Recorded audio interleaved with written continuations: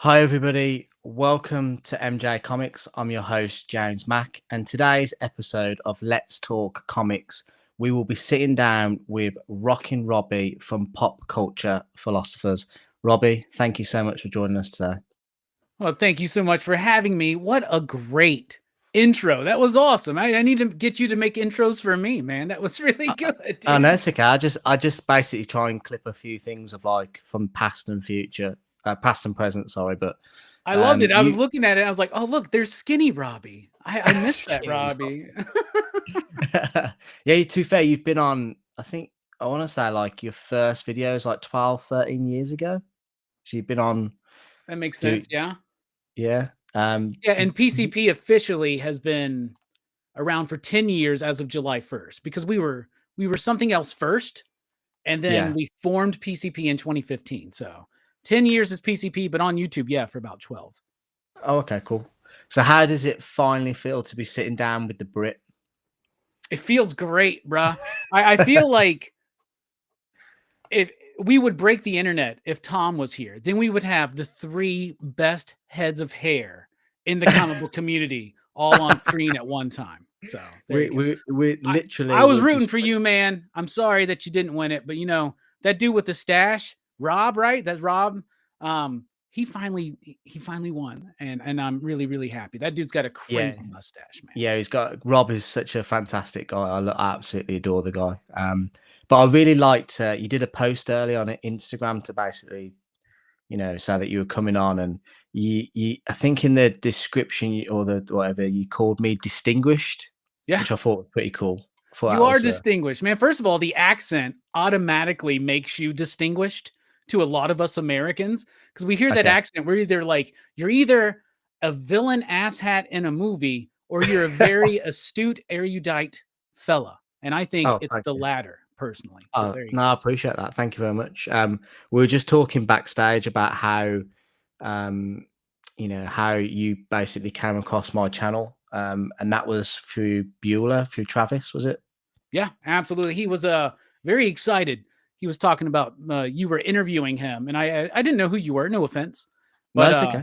Then I started watching. You've interviewed a lot of my friends. You've had Tom, you've had Jim Min on, you've had him, you've had Cliff, you've had John, John's Comics for Kids, and fantastic interviews, man.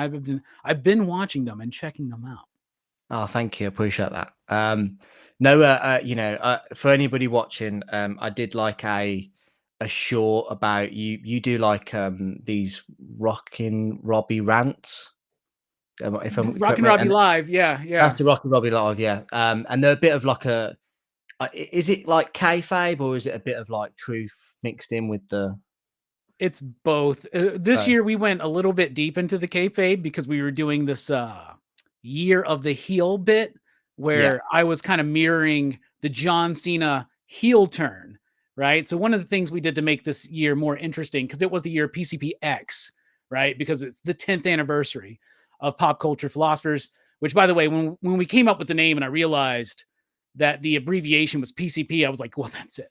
That's just perfect. That's just perfect, because people are going to be like, what's PCP movie night? What's the PCP podcast? Like, they're going to think it's something weird. But No, so yeah, we were celebrating 10 years. It was PCPX, and then I just recently, like a year or so ago, got back into professional wrestling, right? Like Okay. WWE and stuff like Yeah. that.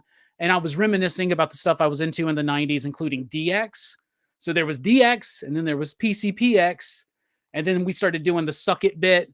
And if you're not down with PCP, we got 2 words for you and all that stuff. And then John Cena went heel. And then I just kind of ran with it and decided I would be a complete dick this year. And that's kind of what we did for a while there. And it was super fun, actually. But yeah. Oh, that's cool. What I loved about as well with you, Robbie, was that when I normally message people and say, "Oh, can you send me like an image for the thumbnail that you want me to use?" And like some people send me like half cut off images where like I'm like, "Oh, I just want like a decent image," and and you sent me 4 beautiful, beautiful images that I could have used any one of them, and I was like, "I'm spoiled for choice here. These are all incredible." And one of you was, holding like a wrestling belt, and I was like, "I really want to use that one," but I think because you were wearing like a purple shirt in it, I Yeah. couldn't use it because the background was purple. I was like, "Oh, it's too much purple on purple." So no, but thank you for that. It was phenomenal. Dude, you're But welcome. I've been on the other side of this, where you ask somebody for an image and they send you like, dude, did you shoot this with a phone in 2003? Like, what's going on here, man? Like, I need a yeah, real image, man, that's not cut off and awkward, because I know yeah, what it's like to make thumbnails, man. So there you go. yeah. No, I appreciate it, brother. Thank you so much for that. But we'll say a quick hello to the people in the chat because I kind of last week with Mark Spears, I kind of like neglected the chat because I was kind of conscious that I didn't really have much time to talk to him because it was like a scheduled show for 2 hours because of the comics curing cancer. And I really wanted to get my interview questions into him. Plus, we had all those giveaways and everything. But I'll just say hello to everyone in the chat. But we've got who have we got? We've got JSS Brooklyn in the house. Thank you so much, John. Really appreciate you, brother. Congratulations on your win in the Comic Book Community Awards. It's well deserved for moderator or channel support of the year if it's one of them. We've got Mike Cecilia. Thank you so much. Another one of our moderators. Really appreciate you, brother. Hope you're well. I've got a question there I'll save for later. We've got Elani Berman. Thank you so much for joining us. Really appreciate you, buddy. We have my dear wife, Gemma Mack, who is always my greatest supporter. So thank you so much. We've got Steve J. Hughes in the house. Thank you so much for joining us, Steve.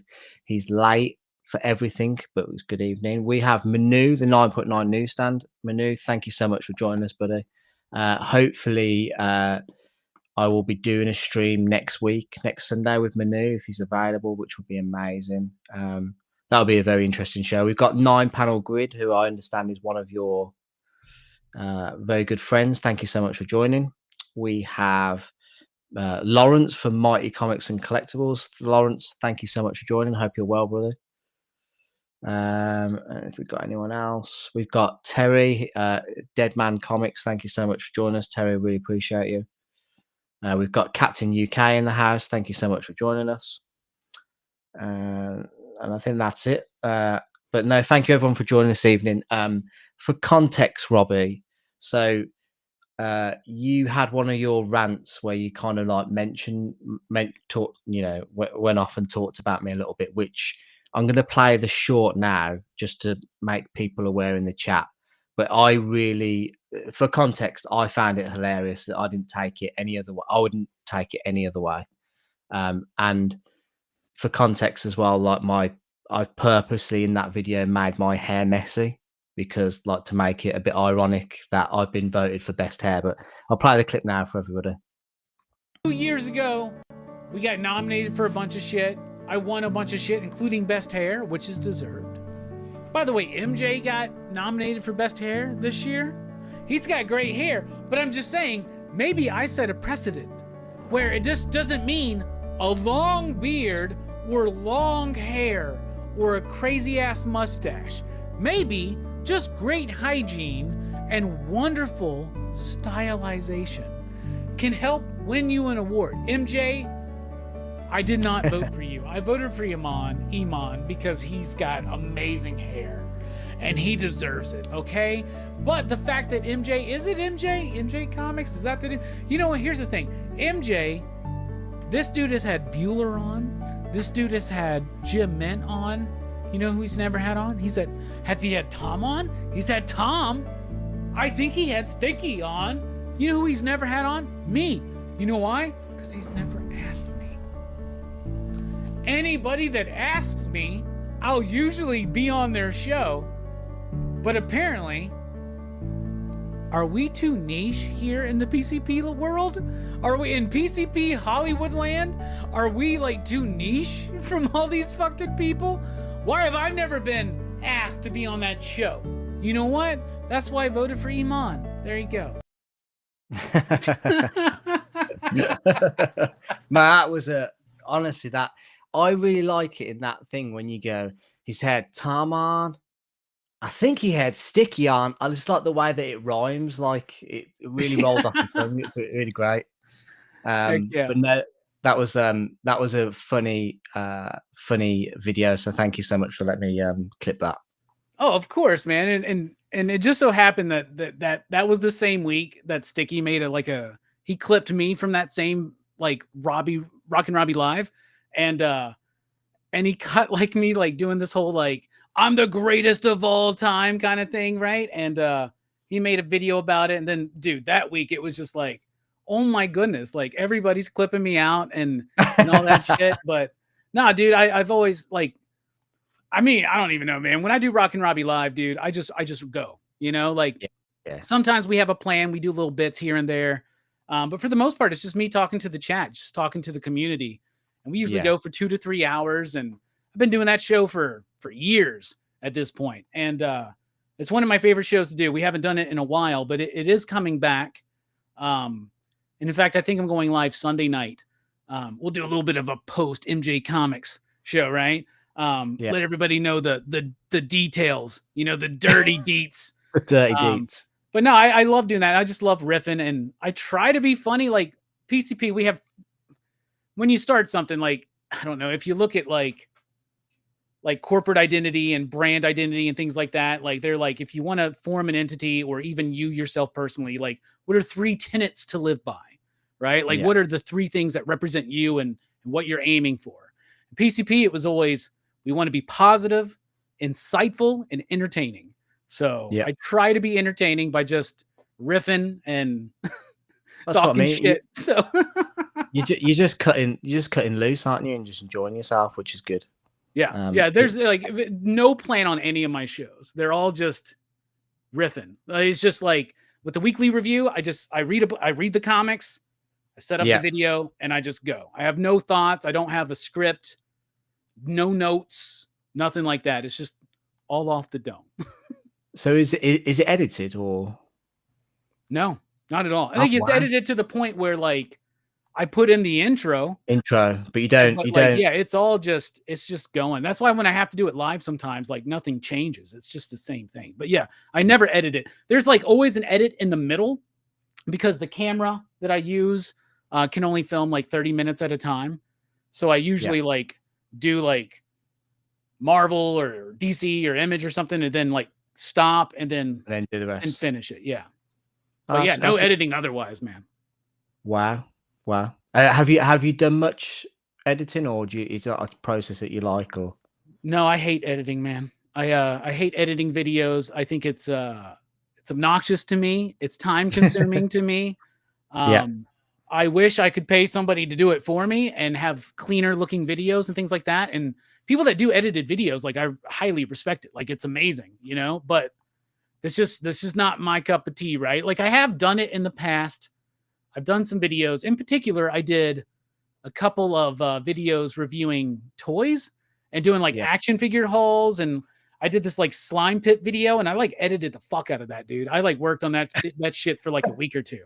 And nobody seemed to care. And I was just like, well, I get more views when I'm just in front of a camera, just rambling. I guess that's what I'm here to do, is just to rant. So I think that's a lesson learned on YouTube where if you put a lot of effort into a video, it won't do as well compared to a video that you hardly put any effort into it. It's Yeah. one of those things. But yeah, I really enjoy editing. I find it quite therapeutic, but that's just me being a bit of a sad loser. But It's fine. so, Like, I just did this Frankenstein movie review. You know, we were talking oh about yeah, that a little bit before we went live. Del Toro's Frankenstein came out today. I watched it. I did a video and I wanted to put in some images and some video clips and things like that. And I'm working on it. And I'm like, man, fuck, this sucks, dude. I was like, I don't want. I hate doing this, man. oh man. Well, I'm sure it'll be a good video. I have no doubt. How do they kind of fare? You know, mixing up the like, my channel. I cover like comic books, video games, and trading cards. When I deviate from comics, it's a different like I the views aren't the same as compared to what it is for comics. Basically, did you find that with when you switch up the genres? Yeah, it's weird with us. So like we started, first of all, Pop Culture Philosophers, when we first started, it was meant to be mostly about movies, right? Like the idea was, how does the pop culture that we choose to consume, how does that represent us? And how can we utilize those stories to better ourselves, right? Sounds very pretentious compared to Yeah, where we were going. But if you look at the early days, I was doing shows like super mythology, where I was taking comic book characters and referencing like ancient gods and philosophical ideas with it and blending it in. And ever since we started, like, so we first started doing things like movie reviews, right? Because I was like, well, yeah. more people love movies and shit like that. So we were doing the movie reviews, and one of the things I was always very important to me was that we'll talk about the movie, we'll dissect it, we'll be very like spot on, but I'm also going to ask you what the movie means to you, like what you actually take out of this movie, aside from it looks pretty, or it was a cool story, or it was badass. Like, what is it about RoboCop? What does RoboCop say about society? What does RoboCop say about humanity? What does RoboCop say about you?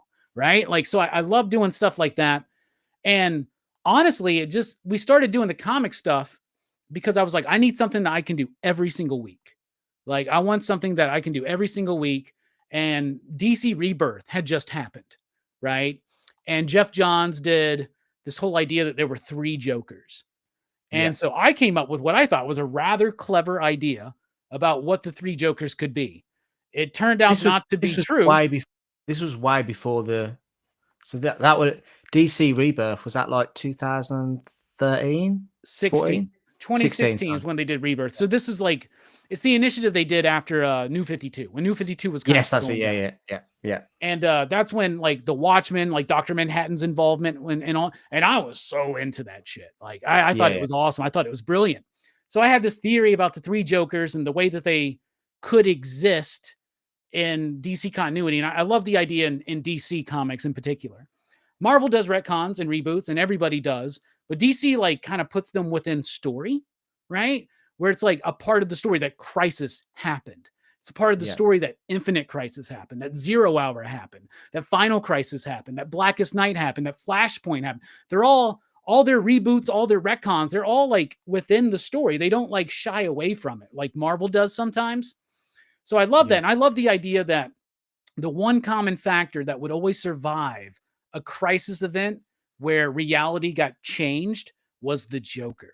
So we have Yeah. the golden age Joker. We've got the pre-crisis era Joker. We've got the post-crisis era Joker, and we've got the rebirth post-Flashpoint New 52 era Joker, right? Like I love that. That was my theory. Turned out to be wrong. It just so happens there were just 3 Jokers. Is actually Jeff, that was a really mundane excuse for the 3 Jokers. But I did a video for that, and it was the first video that really kind of took off.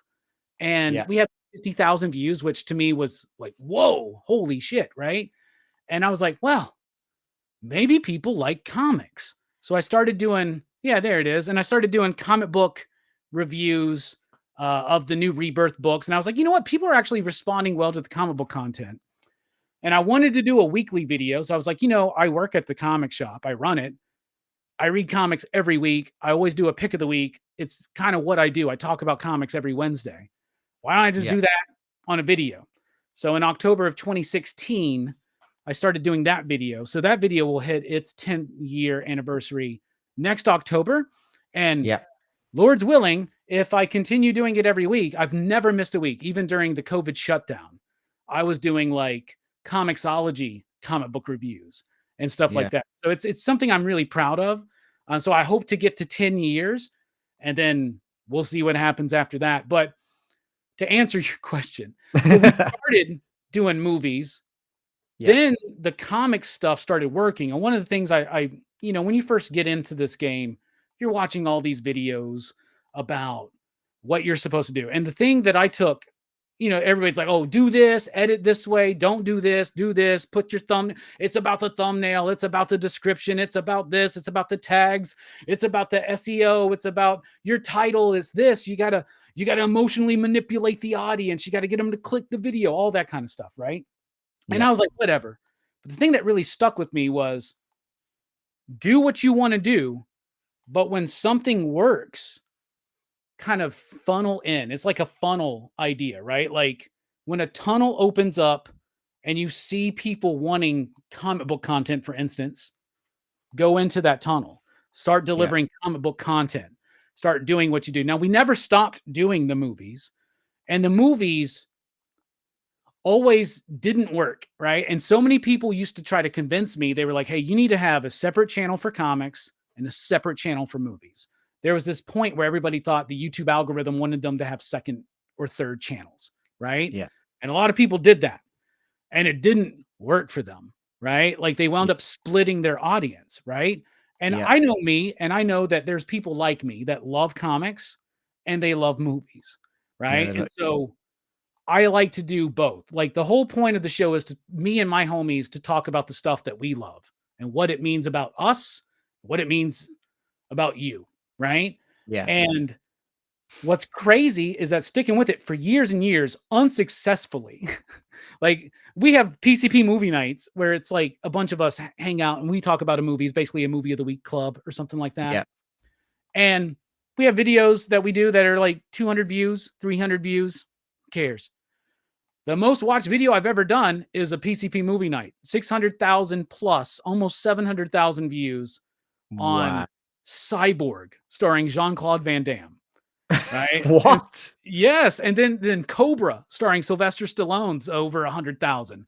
Now Oh yeah. Stop or My Mom Will Shoot, starring Sylvester Stallone, is getting some traction.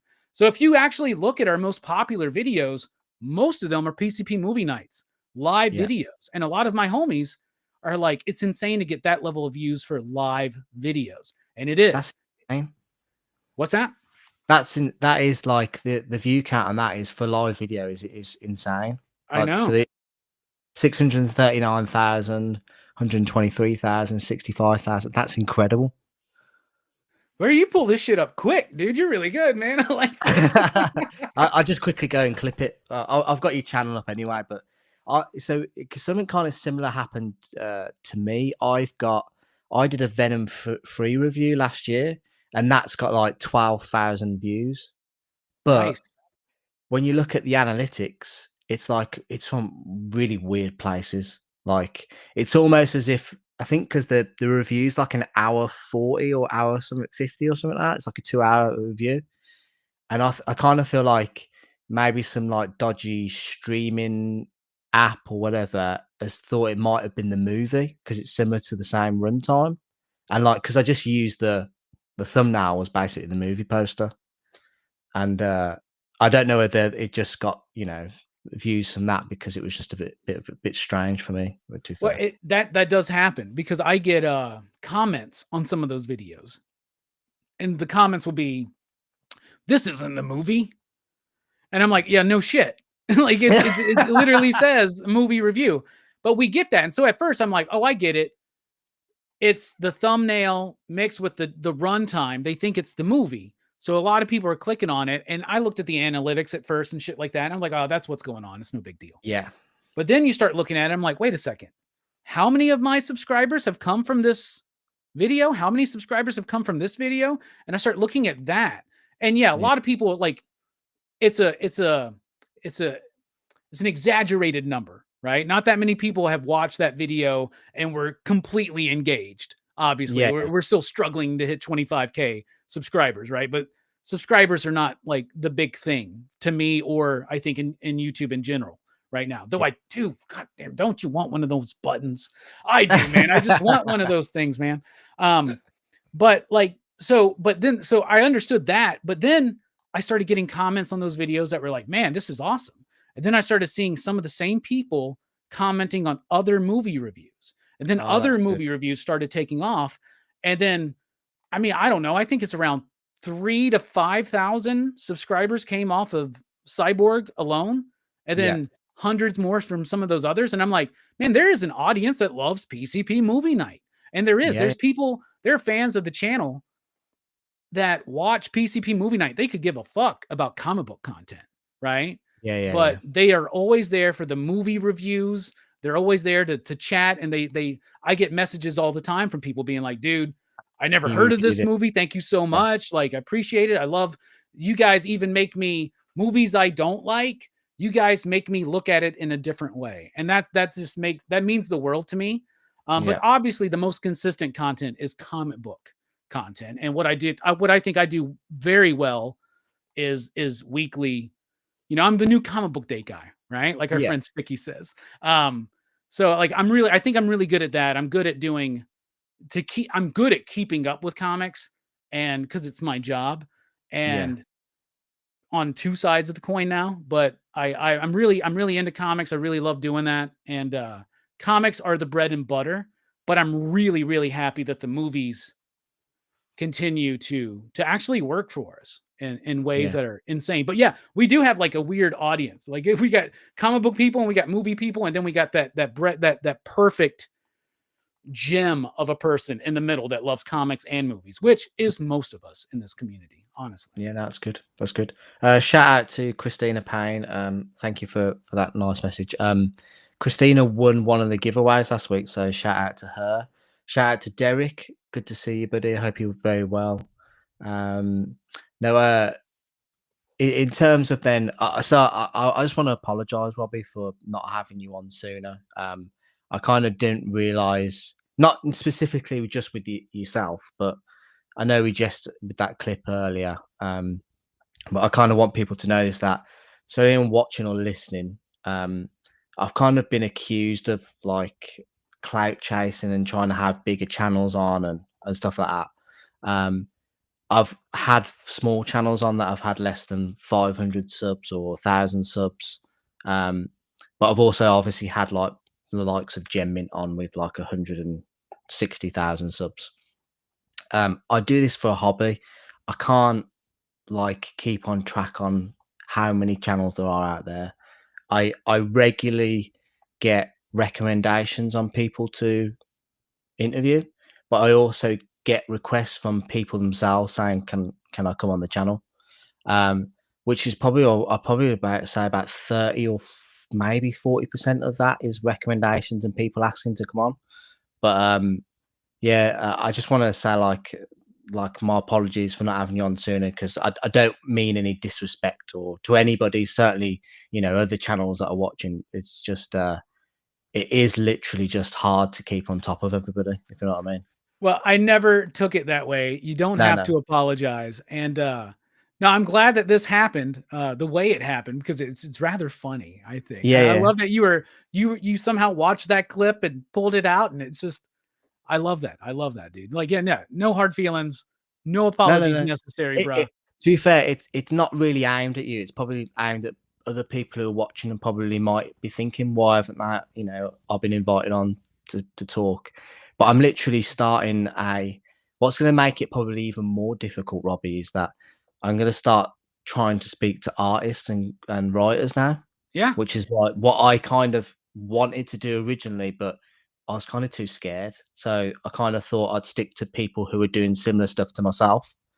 But obviously, after having Mark on and like the response to that, Mark Spears, like I really want to kind of delve into that side of the world now. So I'm looking forward to that. So I'm going to be starting a new series where I'll still do Let's Talk Comics or collecting with people in the community, but I'll be doing artists and creators as well, which I'm looking forward to doing.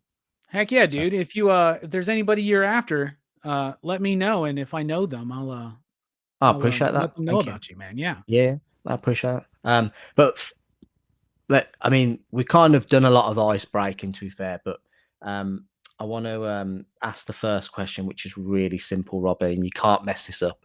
But who is Pop Culture Philosophers? Who is Robbie?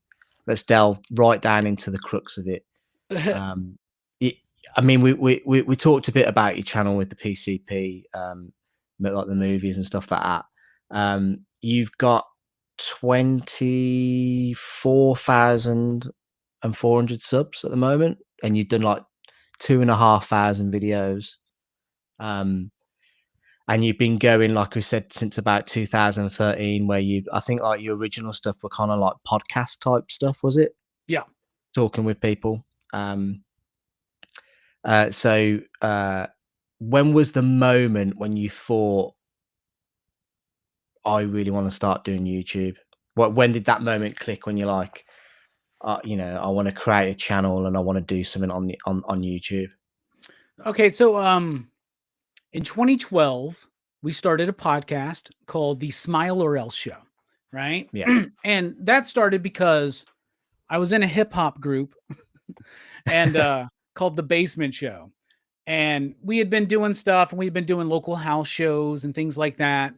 And we had done an EP, then we did another EP, then we did an album, and we were just kind of like having fun with it. And we were like, Yeah. well, we need a website to like post up our music and things like that.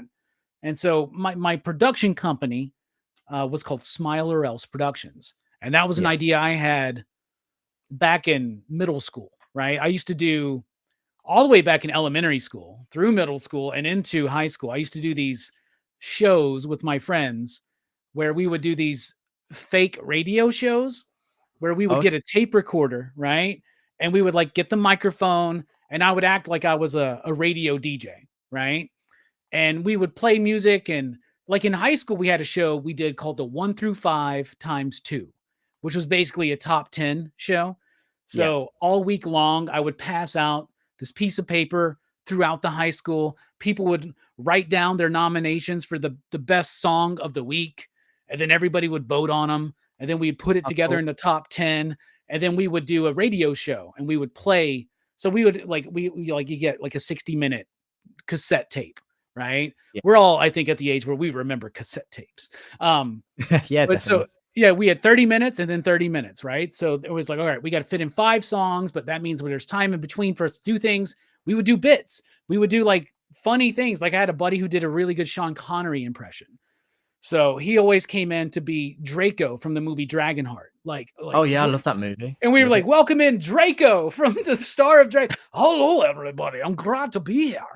Like it was just stupid stuff like that. Like Bill Clinton was Yeah. president and he was going through the Monica Lewinsky's trial. So I would do this really bad Bill Clinton impression. I did I'm a not fan of, have sexual yeah, relations with that I'd be woman. like, let me tell you, I did not have sexual relations with that woman unless and it would just be so silly and so Yeah. crude and rude and things you couldn't do on the radio. And people loved it, man. And I started doing that stuff in elementary school, like playing Milli Vanilli and Fresh Prince and DJ Jazzy Jeff and Kid and Play, Salt and Pepper and stuff like that. So I always loved doing things like that. So my buddy Kevin, who was my partner in this hip hop group, he was like, yeah, for the website, because we wanted to do short films, we want to do movies, we want to do music, we want to do everything, right? Like it's a Yeah. passion of mine to be, I love music, I love movies, I love comics. I always wanted to be a creator of those things, right? Yeah. So Smile Arts Productions had a website and he goes, we need something that will bring people back to the website every week. Something like a podcast. And I remember in 2012 going, what's a podcast? And he's like, oh, it's like like a radio show, but for the internet. And I was like, Yeah. bro, I've been doing that my whole life. Right. And I had the Yeah. show called one of the shows, the very first show I ever created. So there was the 1 through 5 times 2. There was the Yak Club. There was a bunch of different shows we would do, but one in particular was called Rockin' with Rockin' Robbie. Right. And all of it was me and my cousins. My cousins were Mike and Jeff. So it was Jazzy Jeff, which of course is DJ Jazzy Jeff, but it's Jazzy Jeff. Like it's not the same Yeah. person, obviously. Yeah. There was Magic Mike, there's a musician named Magic Mike, but it's not. Anyway, we Yeah. have this alliterated names, and it's something that I love because it's cheesy, it's stupid. It's like Stanley, you know what I'm saying? Like Scott Summers, Peter Parker, it's Yeah. like, it's that kind of a thing. So Rockin' Robbie, Magic Mike, Jazzy Jeff. So he's like, we need to do something. I was like, oh, I could do a podcast. Easy. So we did 2 podcasts. One was called The Smile Orel Show. And I got my buddy Mike, who was Maniacal Mike. Not my cousin Mike, but I got my buddy Mike to host The Smile Orel Show. And it was a movie-centric podcast for the most part, right? Yeah. Each podcast would have a topic, Westerns, and it would all culminate with us revealing our top 5 Western films or something like that. Mm-hmm. Top 5s are important to me because of the movie High Fidelity. I love that movie. I love the book. I love the movie. And top 5 is a big, big deal with that. Like, a lot of people like to do top 10s, but top 5s are like harder, right? Yeah. If that makes sense. The number 5 is very special to me. I'm a huge baseball fan. Joe DiMaggio was number 5. So I wore number 5 when I played baseball as a kid and a teenager. And my birthday's in May, so 5. It's actually my birthday's May 10th, so it's 5/10. 10 is 2/5, so it's 555. Like, I don't know. I love the number 5. It's my favorite number. A lot of people think it's 4, but it's actually 5. So that being said, I was like, well, we did the Smile Orel Show, and then I did Rockin' with Rockin' Robbie, which I was trying to be so clever with that show at the time. So they were all weirdly themed. So we had like an episode called All About the Benjamins, and it was all about people named Ben.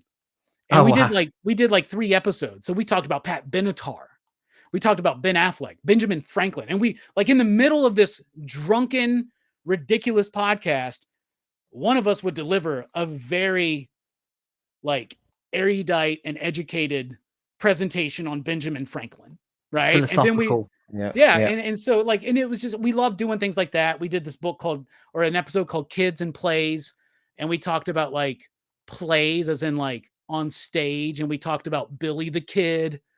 And we talked about Kid and Play. We would take concepts and ideas and try to twist them and mold them to fit. Like, we did a show called Spirits that was about alcohol and ghosts, and we mixed it together, right? And then we did my favorite episode. It's still on YouTube, and it's the most drunk me and my homies have ever gotten. We did an episode called Quark, Quarks, and Quarks. So it was about Quark from DS9, played by Armin Shimmerman, right? Quark from Deep Space Nine. Yeah, Deep Space Nine. And then it was about quarks, like the elementary particle, quarks. Yeah. So we drunkenly did this whole bit about quarks, and then corks, which was wine. So we were drinking wine. We were drinking Klingon or a Romulan ale. We found the recipe for that, which is just poison, basically. So don't drink that. But we got so wasted that night. But that was what we were doing. We did that for a while. And then I started putting them on the YouTube because I started watching YouTube, right? And then in 2015, in April, it was late March into April, because it was right around Easter. I got a really gnarly tooth infection that I had the tooth pulled, but they didn't clear out the infection. The infection got worse. Long story short, I wound up in the hospital. I had to have 2 emergency surgeries. I almost died a couple of times. They didn't tell me this at the time. They told my girlfriend and my sisters. But it was pretty hairy there for a while, right? Yeah. But I was in the hospital for about a week and a half. And during that time in the hospital, I had a very magical kind of moment, right? Where I had an epiphany, and I had like a vision, like a literal vision. Like, I mean, we're talking about dying from infection. You're on all kinds of drugs. I'm also kind of attuned into more of a spiritual nature for certain things, especially at this time. I was like really diving into some esoteric type stuff. And I had this crazy vision and this epiphany. And during that, I was basically told everything's going to be okay. But now you really got to think about what you're doing. Right. Yeah. So I came out of the hospital. I survived, luckily. 10 years ago, 10 and a half years ago. And Wow. I came out of the hospital and I called my buddy John, who I was partnered up with doing the Smile or Else show. And I was like, I want to do something different. I want to really focus in. I want to do a YouTube channel and I want to do a podcast. And I want to use it to not just be silly like we've been being, but I really want to dive into the inherent meaning of the stories that we tell each other as a culture, right? And I was like, I want to rebrand, I want to rename it. My idea is either Pop Culture Philosopher or Pop Culture Philosophers. I was like, if you're on board, we're the Pop Culture Philosophers. If it's just going to be me, I'm the Pop Culture Philosopher. Yeah. And he was on board. And then my buddies Jelani and Brooks, they're always on board. I have a really great group of friends who really support me. And we were the Pop Culture Philosophers. And in that year's when I started the YouTube channel, like we started focusing in on pop culture philosophers type content. And I basically wanted to be proud of something. Because if I would have died in the hospital, like there would have been nothing I would have been really proud of building. I always Yeah. worked for other people. I always fulfilled other people's dreams, right? If that makes sense. I Yeah. wanted to create something for us, for me and my friends. And I always told him, I was like, if you're down, you're going to be down. I'll never tell you you can't do it anymore, no matter where we get. Like, if you're down, you're down. And that's why John is still involved to a lesser degree now because he doesn't like being on camera as much. But Okay. Jelani, Brooks, those homies are still there. They've been my ride or dies for 25 years plus now. And I love those Wow. guys. And they were there for me and they lifted me up when I came out of that. And it just put a whole new perspective on my life, dude. I wanted to like be, I didn't want to just waste my life, if that Yeah. makes sense, right? I didn't want to just be smoking pot, drinking beers, hanging out with people, watching movies, and that was it. I wanted Yeah. to actually turn what I love doing into something that I could be proud of doing. And Yeah. that's pretty much where Pop Culture Philosophers started. So you took this like message from the universe, from this near-death experiences. You took that as a building block to create something that you wanted to be proud of. Are you proud of that now? Oh, 100%. I'm so proud of it. First of all, I'm proud. Yes, I'm proud of that I did this, right? I'm proud Yeah. that I did it. I'm proud that there's some like I wake up every day and at that time I was still working at the Deep, but it wasn't like a serious thing. Yeah. Like working at the comic shop and things like that. But my girlfriend at the time would always like argue with me. You don't make enough money. We need to do this. Why don't you go get a management job at Best Buy or Target? I'm like, because I would hate my life. I don't want to hate my life. I want to love my life. And Yeah. I do. I love my life, man. Here we are 10 years later. I wake up. I don't not want to go to work. Like whether it's the comic shop or whether it's PCP, I love doing what I do. And I am more proud of my homies who have really grown as pop culture commentators themselves, Yeah. right? People like Brooks. Brooks is, by the way, Brooks is the way you perceive Brooks on the internet is exactly who Brooks is. Like Brooks is that cool, chill of a dude. Jelani is the same way, right? They're very authentic. And if you look at the early days, it was hard to get them to kind of really fully come out. But man, I'm so proud of them. They've started their own YouTube channel called Go Figure Reviews. Yeah. And then I'm proud of the community, man. The comic book community in general is pretty solid.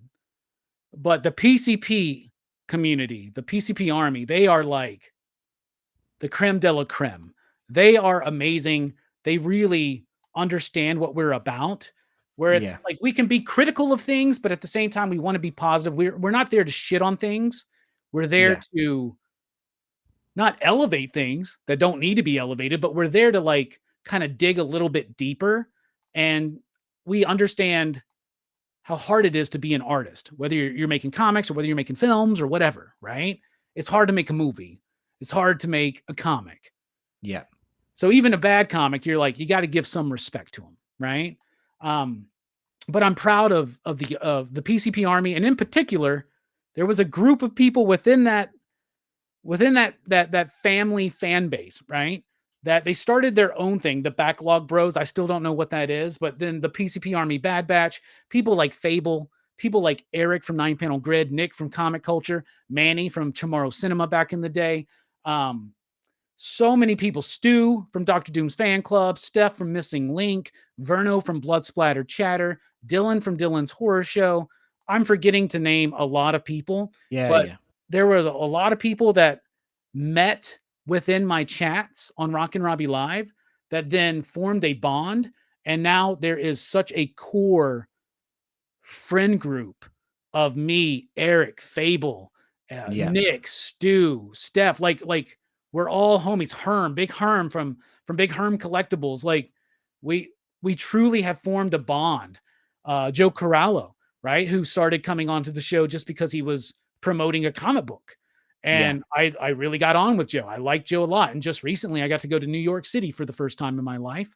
I've been obsessed with that city ever since I was a kid, reading comics, watching movies, listening to hip hop music. Of course, you want to go to New York. So I got to go up there and finally meet Joe and Fable in person. And we weren't just internet friends. We were friends, man. And the bonds that I have formed with the people I have met, Bueller, Jim Ment, Tom, these are some people that I have met in this industry, in this community that have literally changed my life. Like Travis is one of my favorite people in the world, man. Oh, wow. He is awesome. That dude is my brother. And he has helped me so much in my own personal life and vice versa. People like John Spiliotopoulos, Castle to his fans, people that are seriously family to me now, man. And the thing I guess I'm most proud of is finding a family, if that makes sense. Wow. Yeah, that's cool. That's cool. Now that's like I put it in the chat, but that was like a fantastic origin story, honestly. And the work that you've done in the these years over YouTube and the communities that you've helped build up, and you've pulled all these people together and now call them family is incredible, honestly. We've got most Dope Comics in the house and Dirty Diggler. Thank you so much for joining us as well. Really appreciate it. But you mentioned earlier that you are a manager at a comic shop. How what difficulties do you face these days? Running a comic shop. Running a comic shop ain't easy. I'll tell you that. I first started running a comic shop back in the early 2000s. You talked about it last week with Mark, right? Mark mentioned this high schooler who used to come in and want to talk about comics all day, every day. And that was me. He had a silent partner. I think he referred to you as a stoner. I think. Yeah, that makes sense. Yeah, that totally fits. I remember one time we were all talking about going to Wizard World in 2001, maybe 2002. And we were all going to go. It turned out it just me, one of our customers who's a good friend of mine named Wes, and Jelani. We were the only three who went. We went to Wizard World Chicago in 2002. It was the first con I ever went to. I met Brian Azzarello. I met Joe Quesada. I met Chuck Dixon. I met John Cassaday was supposed to be there, but he actually didn't show up. And that was the one moment I had to meet him. And I'm sad about that. Met Mark Wade, so many people. And I still have Jeff Johns. That was the first time I ever met Jeff Johns. We actually were eating breakfast at a McDonald's in Chicago. And I looked at the table next to me. I'm like, that's Jeff Johns and Tom Brevoort right now. And they're talking about the Avengers comics he's about to do. And I'm like, this is fucking crazy. So I just was like, hey man, not trying to interrupt your breakfast. Big fan. Love both of you guys. And that was the first time that I was in the same room with the people that I grew up with, or creators, not grew up with. I didn't grow up with Jeff Johns, obviously. But I grew up with John Byrne, right? John Byrne was the first comic book creator name that I remembered. When I realized that people made these things, John Byrne was the first one I remembered. It was because I was a big Fantastic Four guy, and my stepdad was big into Superman. So I was reading Superman when John Byrne had first taken it over right after Crisis on Infinite Earths, during Man of Steel and his run on Superman and Action Comics. I had all those comics, and he always let me read these things, and I just was obsessed. And John Byrne was the first one that I realized. Anyway, so basically the story is I'm telling, we're all talking about going to this thing. And Mark goes, well, you guys aren't going to bring any weed, are you? And we're like, yeah. He goes, what? And we're like, what's the problem? He goes, what if people look at you and they know you're high? We're like, Mark, I'm high right now, man. It's like, are you serious? Mark is so straight edge, by the way. He's like so straight edge. It's so funny. But That's hilarious. yeah, so him and so he worked at this comic shop called Comic Corner. Yeah. And the owner sold it to another guy who then sold it to another guy. That other guy was named Chris. He made Mark his partner, right? And Mark had been there forever. And Mark and Richard and Alex, we've lost Alex, unfortunately, in the last few years. But Mark, Richard, and Alex were like, they cracked me the fuck up, bro.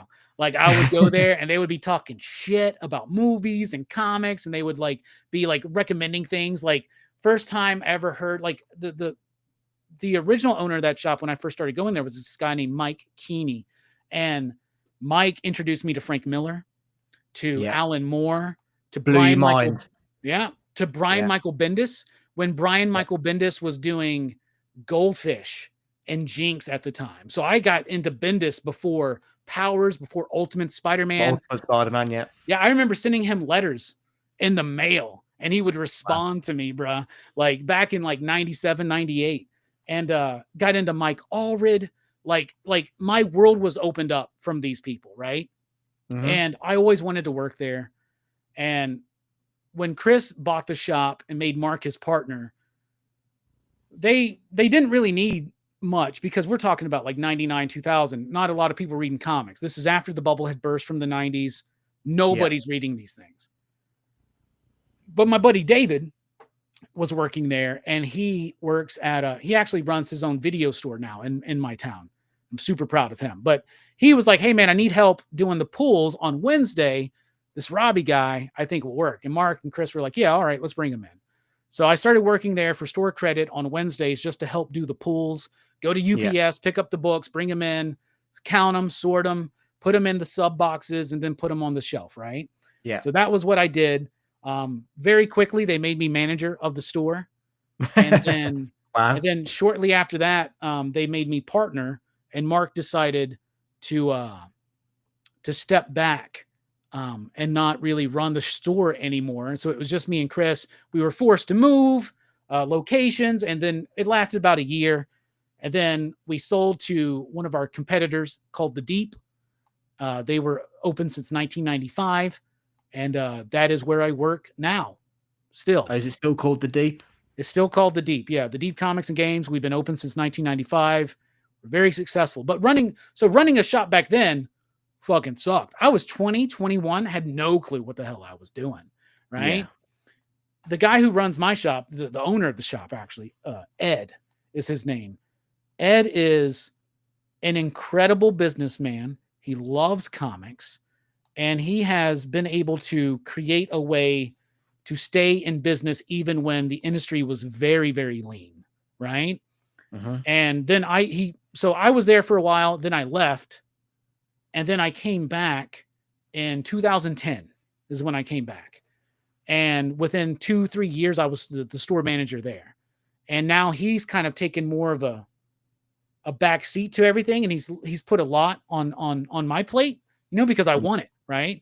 So I do all the comic book ordering. I mean, I run the shop. I do all the hiring. We got like a staff of, like when I first started working there again in 2010, we had like a staff of 3-4 people. Now we got a staff of over 30. Oh, wow. Yeah. We got multiple departments. We're very successful, and it's so much fun, dude. I love it. I love it. I love it. I love it. Running a comic shop is the best gig I've ever had. It's exactly what I want to do. I'm good at it. So I love that, and being more in charge of it. I don't know, man. There's just something about it that's just magical to me, bro. I wake up and I'm like, yep, I got a whole day of FOC today. Yeah. And as much of a pain in the ass as it is, it's also freaking awesome. Right. Yeah. But it's the comic book industry doesn't like to help retailers too much. They act like they do, but they have a lot of predatory practices upon retailers, like incentive covers and the variant program, shit like that. And like, it's hard to really know solid numbers when you're like, well, this book did really well, but it also had an Art Germ cover and a Scotty Young cover. So I don't know how many people actually like the book, so you got to go. But I mean, I love it. I love it. It's not a job for everybody. There's not a lot of money in it, right? But I think peace of mind means more to me than money. Yeah, I could be a GM of I could be like a district manager at Best Buy. I would hate my life and I wouldn't be here right now with you, James, bro. You know what I'm Well, saying? So yeah. No, I sorry, I'm feel you. rambling, but that's No, it's did I okay. answer your question? I think so. But I kind of I mentioned this backstage, I think, but by obviously day you run a comic book shop, and then by evening you are reviewing comics. What is the hardest part of reviewing weekly comics and keeping that content consistent? Is it the time you get to be able to read the stuff, or is it sometimes you just think, I really don't want to read some of this shit? If I'm being frank, is it like that? The Is it hard? hardest part is the second part of what you just said. Like sometimes you're like, I just don't even want to read this shit. And Yeah, one time I was hanging out with Travis and Bueller, and he goes, why do you even read this shit? You don't have to. You could like fake read it. You could just like enough about this stuff. You know the creators. You know that if this writer and this artist are on this book, you know it's not going to be yeah, good. Why do you read it? Just act like you did. I was like, I can't do that, Bueller. I was like, I can't do. Now Bueller's really good at pretending to read a comic book. I don't know if you're aware, but he likes to pretend a lot.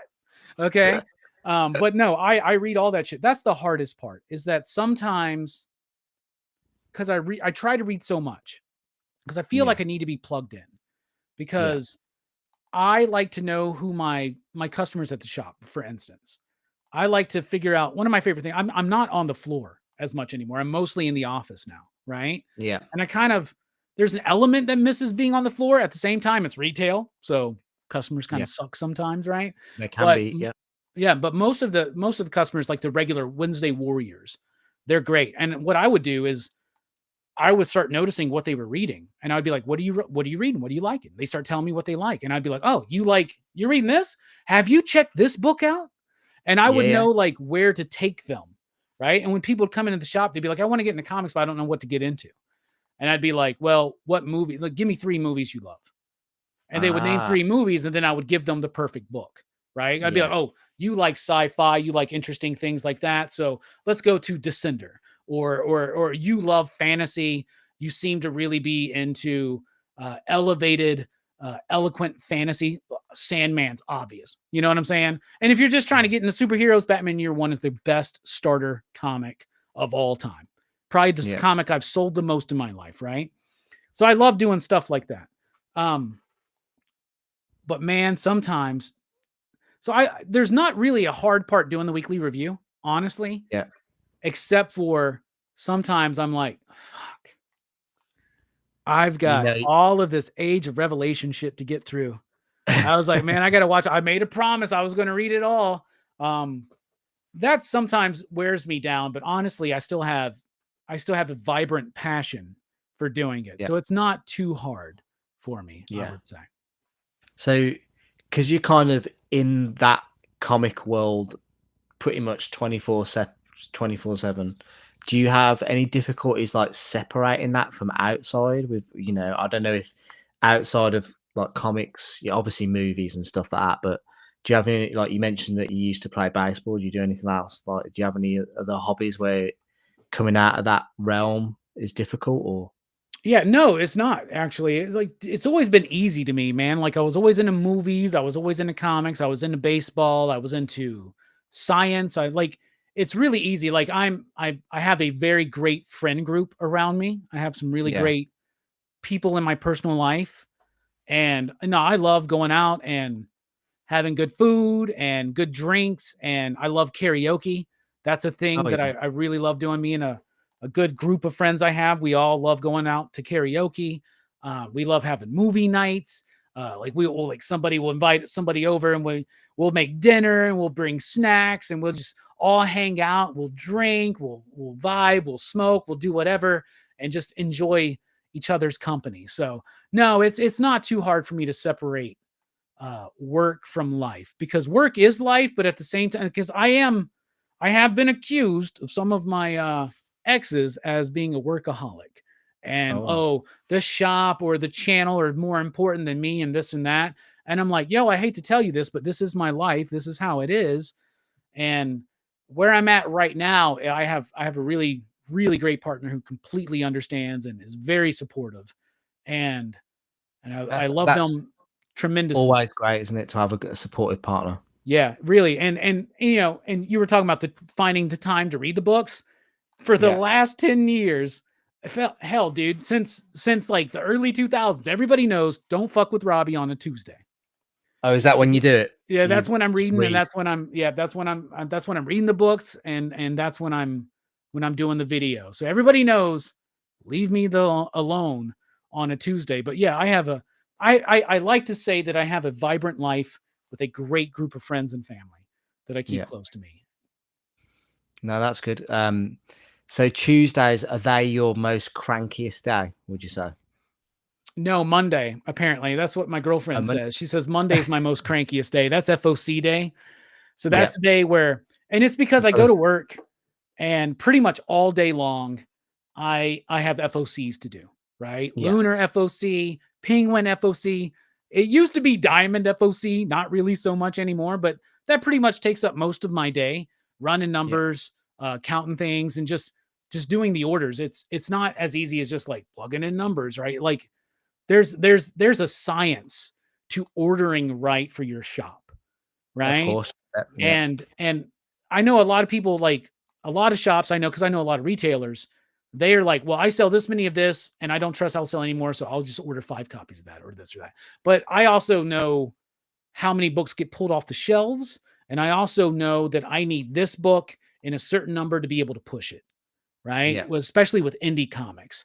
I am very proud of our shop since I do the ordering, since I took over especially. We have one of the best indie alternative underground comic sections that most people have ever seen, right? Like Wow. people coming to my shop from out of town, and not to keep mentioning Bueller, but he was like, bro, they don't even have these comics in Oregon where there's like 5 comic shops. Like they don't even have this at Third World or anything like that. I'm like, this is okay. Well, if you don't have it, you can't sell it, right? Yeah. Because so like, all the time we'll be like, well, if we don't have it, we can order it for you. Man, they're just going to go on Amazon. They're just going to go on eBay. They're just going to buy. If you don't got it, you ain't going to be able to sell it, right? Yeah. And I also know a lot of comic book retailers, and I think most comic book retailers fucking hate comics, man. Honestly, like hearing Really? these dudes talk about comics and talk about this, and I'm like, you don't even know the product you're pushing. You're just there to complain, and it's not 1995 anymore, man.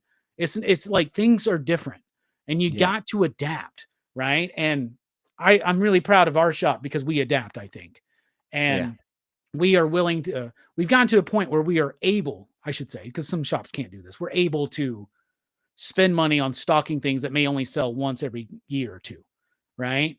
But Mhm. when someone comes in and I can get that person into Dan Clow's work, like if I can get somebody into 8 Ball or Patience or Yeah. Monica, or if I can get somebody into Charles Burns' work like Black Hole or Chester Brown, like uh paying for it, like if I can get somebody into that, once I can transition a customer from a superhero comic book reader into reading comics outside of superheroes, Yeah.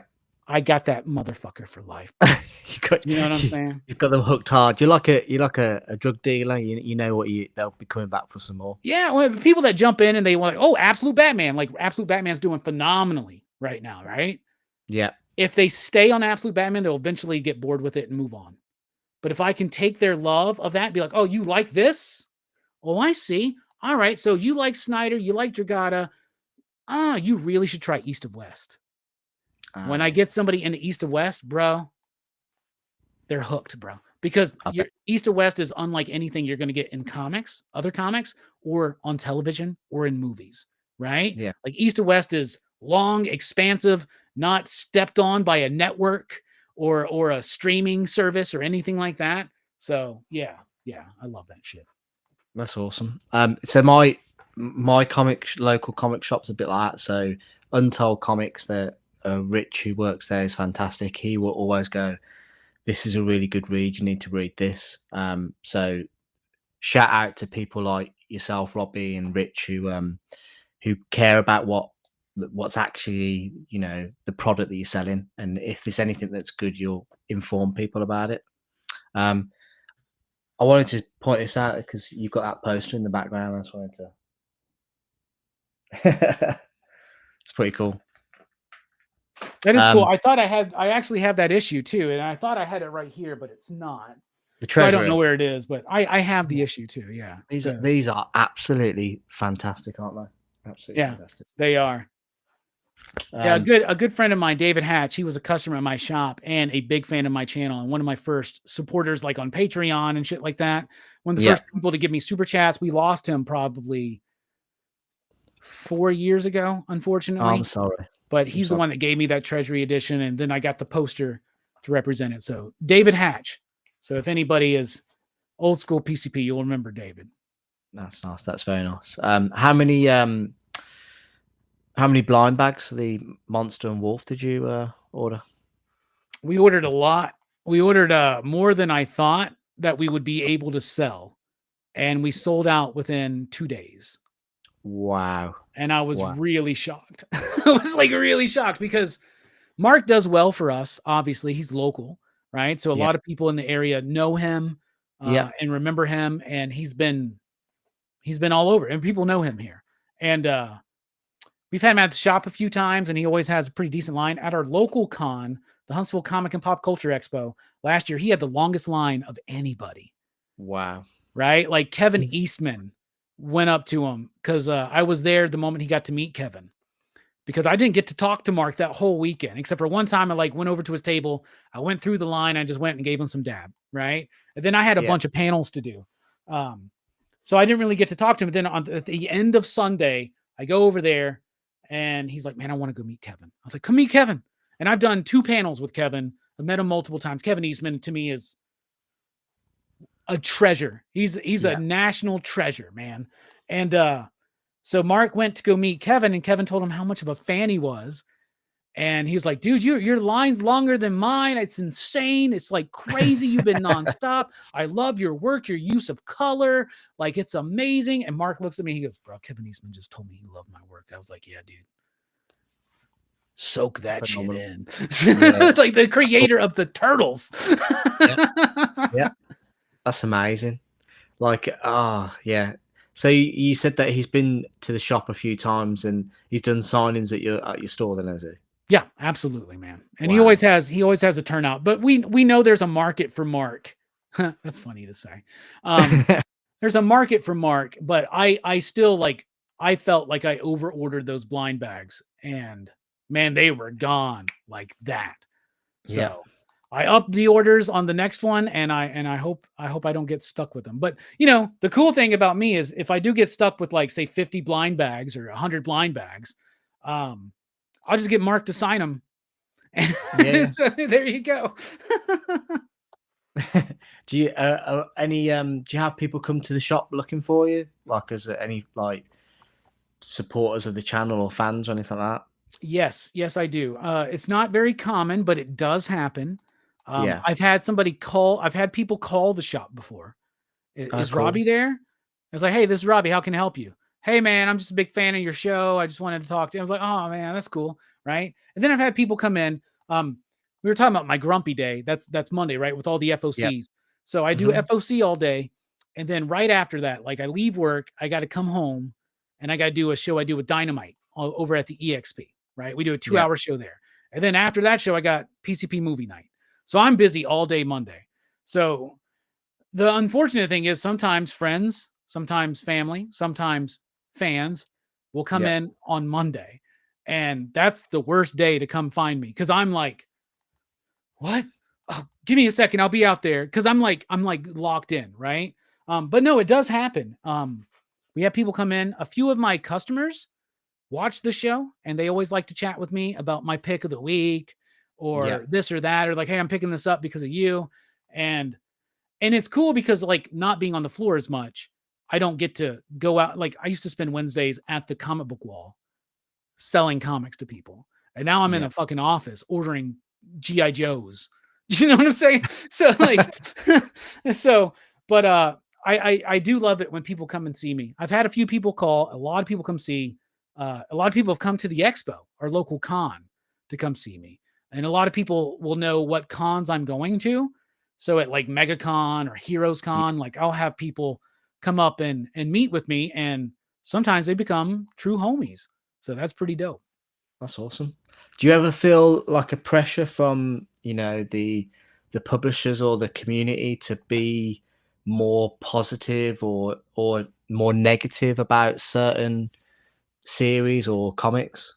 No, not at all. No. I mean, there may be pressure there from people. I never get pressure from publishers, Yeah. right? There was a time there where a lot of people, I think there were whole channels that came up just to do this, basically to accuse me of giving positive reviews in order to have access to creators and publishers. Oh, That's okay. fucking ridiculous.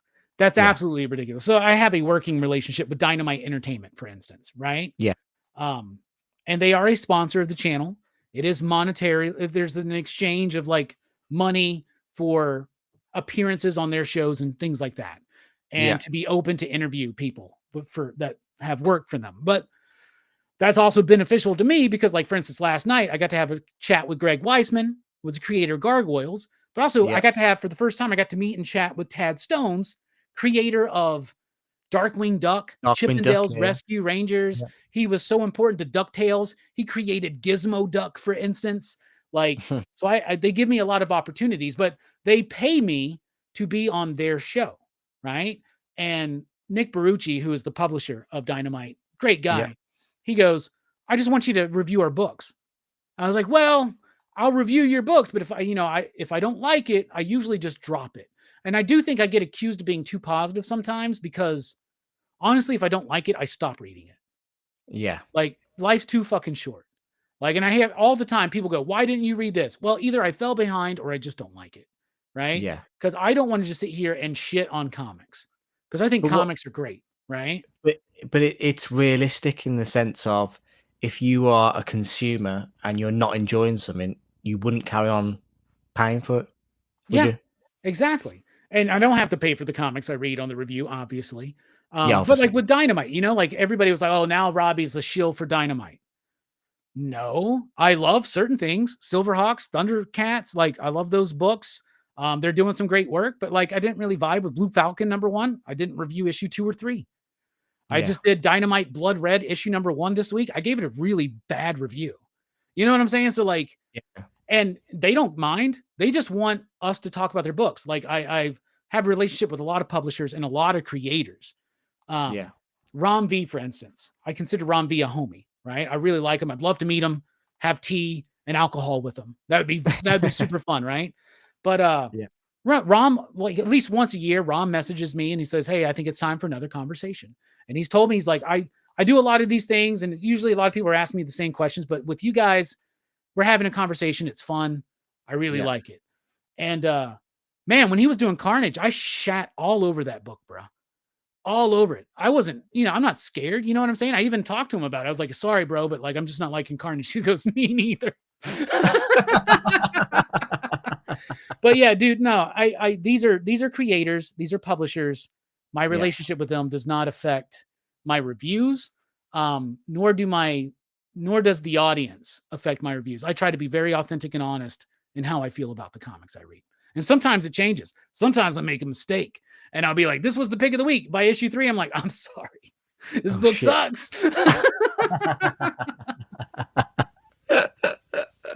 That's hilarious.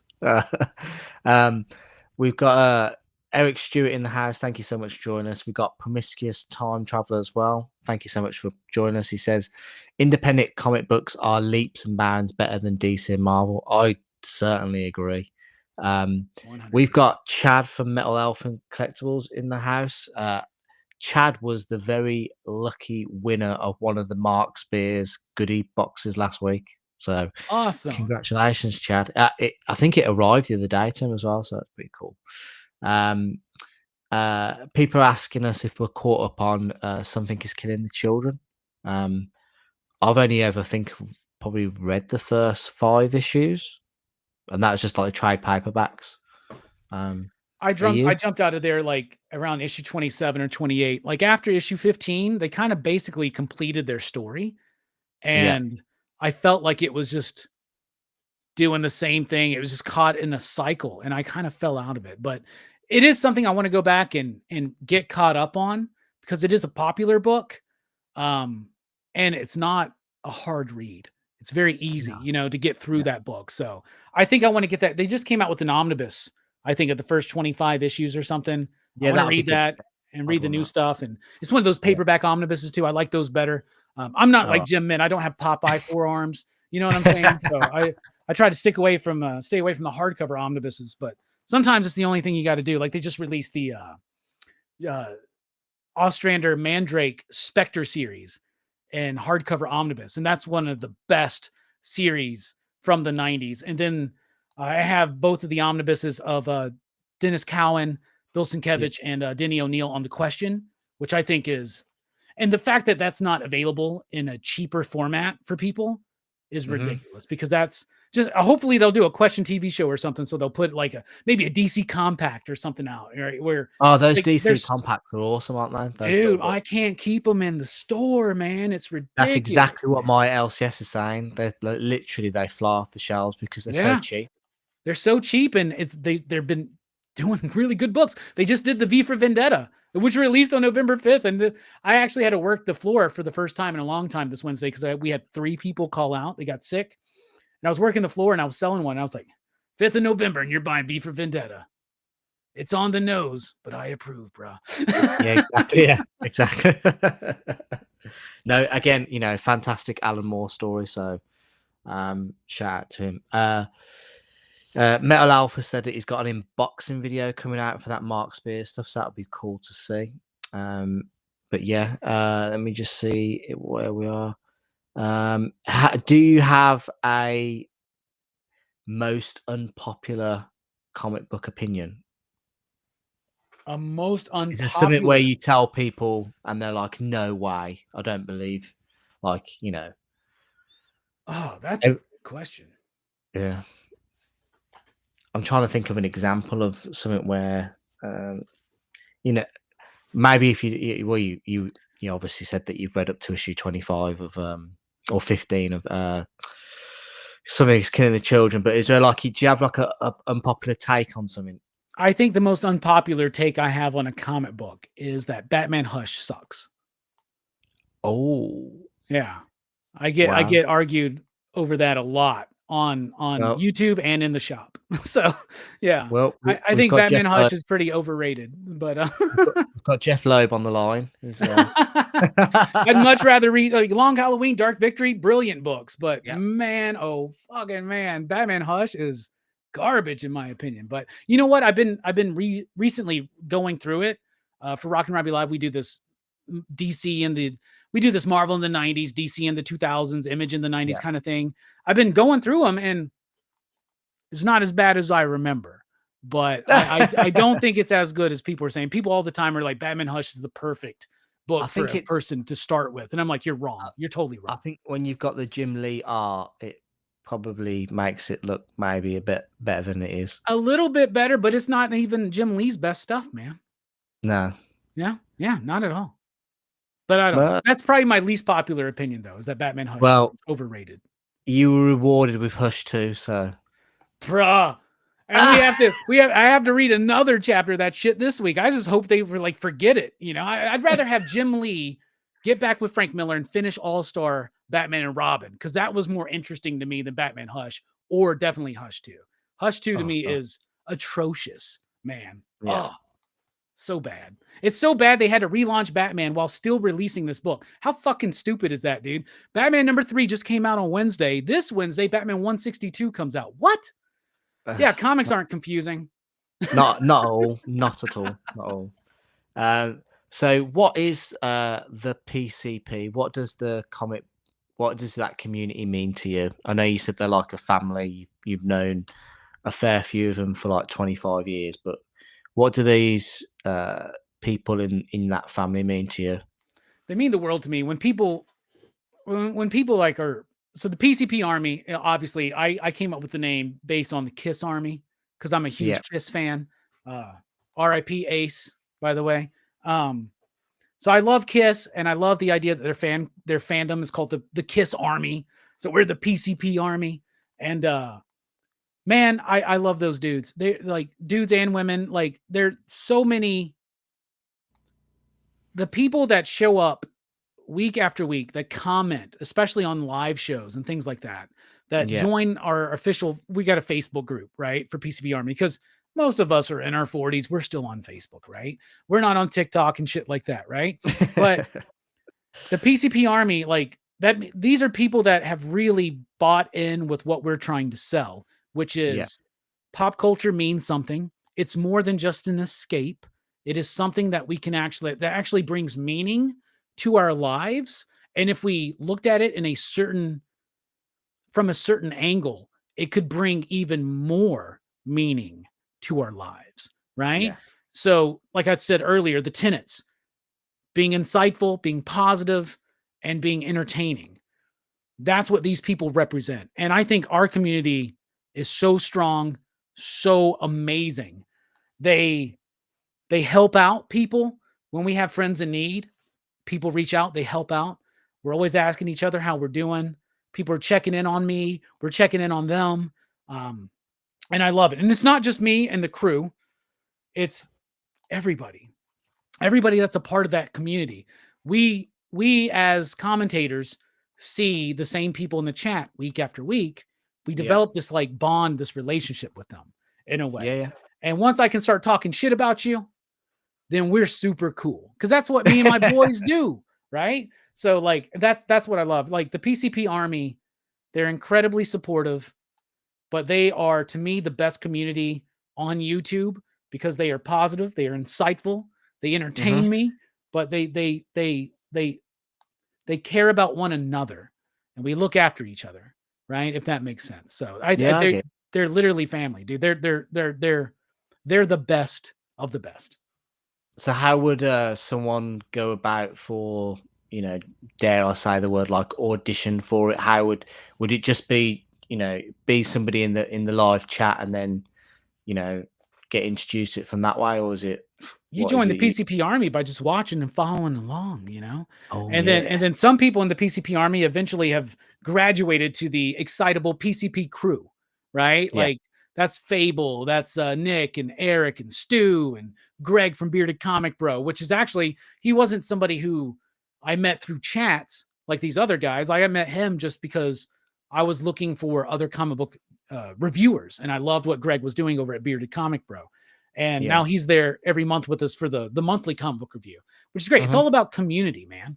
If you want to join the community, just join the community. That's as simple as it is. You don't have to join the Facebook group. You don't have to do this or that. Just if you watch the videos and you like what we say and you participate and involve yourself, you're part of the army, baby. That's awesome. And I mean, I've been your last couple of weekly, sorry, not weekly, but monthly reviews that you've been doing. You've had obviously Gem Mint on, which is good to see. You used to do like a bit of a collab back in the pandemic times with Gem, did you? Yeah. So the idea of the monthly review actually started with Jim Mint on his channel. He started doing he wanted to do a weekly spoiler comic book recap, right? Yeah. And he invited me on, and that was the first time I met a bunch of people. Matt from The Boy Who Had Seven, Chad from 90 Miles from Comics, Bueller, Travis from Comics with Bueller. And we did that for a moment, but it just kind of, he didn't really want to dig into it. And then we started doing the monthly review. Bueller would do it, then Bullseye Bob would do it over at Everything Comics, then Dylan would do it. At the time, it was Dylan's Comics. Before I convinced him to just go full on horror because I wanted to just do a weekly horror show. So I convinced him to do a horror show. And then it would be on my channel. And then it was just kind of a lot of them, all three of those dudes kind of got out of weekly comics. And I was like, you know what? I know I got a crew that I know reads weekly comics. And I think they're better reviewers than me. Eric, Stu, Nick, Greg, they're better reviewers than me. But yeah, we brought in Jim Mint because he just recently got back into weekly comics. Yeah. And I was like, bro, this show was kind of your idea. So you want to come on and do a couple episodes with us? And so he jumps right back in, and I love having conversations with him. But yeah, me and him used to do a top 10 comics of the week on his channel. And we did that for, I think, most of a year, honestly. Wow. And it was super fun. It was super fun. Every Wednesday, we would just get together on a Zoom or a StreamYard or something like that. And I would record myself. He would record himself. I would send him the footage and the audio, and he would clip it all together. And we had a lot of fun doing that, for real. Yeah, it was kind of like similar to what he was doing with Tom, but in terms of not about speculation, it was more about the comics itself, wasn't it? Like the content. Yeah, and I had a lot of fun doing that, man. Jim put me on some books and made me rethink some things, and vice versa. And I've been homies with him for years now. I love that dude, man. I've always defended him. Absolutely adore the he gets a guy, lot of shit thrown at him sometimes, but Jim Min is a stand-up, super cool fucking guy. And a guy I've never met in person. Met Bueller in person, met Tom in person, never met Jim Mint. And I know he's a little bit of a homebody, but I swear, when me and him are at the same con, I'm getting that dude out. I'm getting him fucking twisted, man. You just wait and see, bro. We're gonna be doing keg stands and karaoke, man. I bet you should be there, James. Oh, thank you. I'd love to meet you guys. That'd be amazing. Absolutely amazing. You've got Mike Cecilia saying that the collab with Jem was premiere content, Robert. Yeah, because he's good at editing. See, I didn't have to do any editing. I just went on there and ranted, and then he put it all together and made it make sense. Steve Hughes says there's Kiss footage on YouTube with me on stage with them back in '88. Not that you'll care, just saying. Well, that's amazing, Steve. I care. That's dope as shit, dude. Send me the link. Promiscuous Time Traveler says there was a live show that Robbie did about a year ago, just talking about movie reviews. That literally kept me awake on while he was driving a long route. Never got to say thank you. That's amazing. Oh, dude, that's awesome. Yeah. So we talked about the PCP Army. So the Comic Book Community Awards happened obviously at the weekend. And you were up for an award. I think, was it like best live stream? Was it for? I was up for best comic review, best live show, and Hall of Fame. Oh, okay, cool. And how did you fare this year, buddy? I lost all of them again, like I did a year ago. I lost them to Comic Pop, and I lost the Hall of Fame to Near Mint Condition, my homie Omar.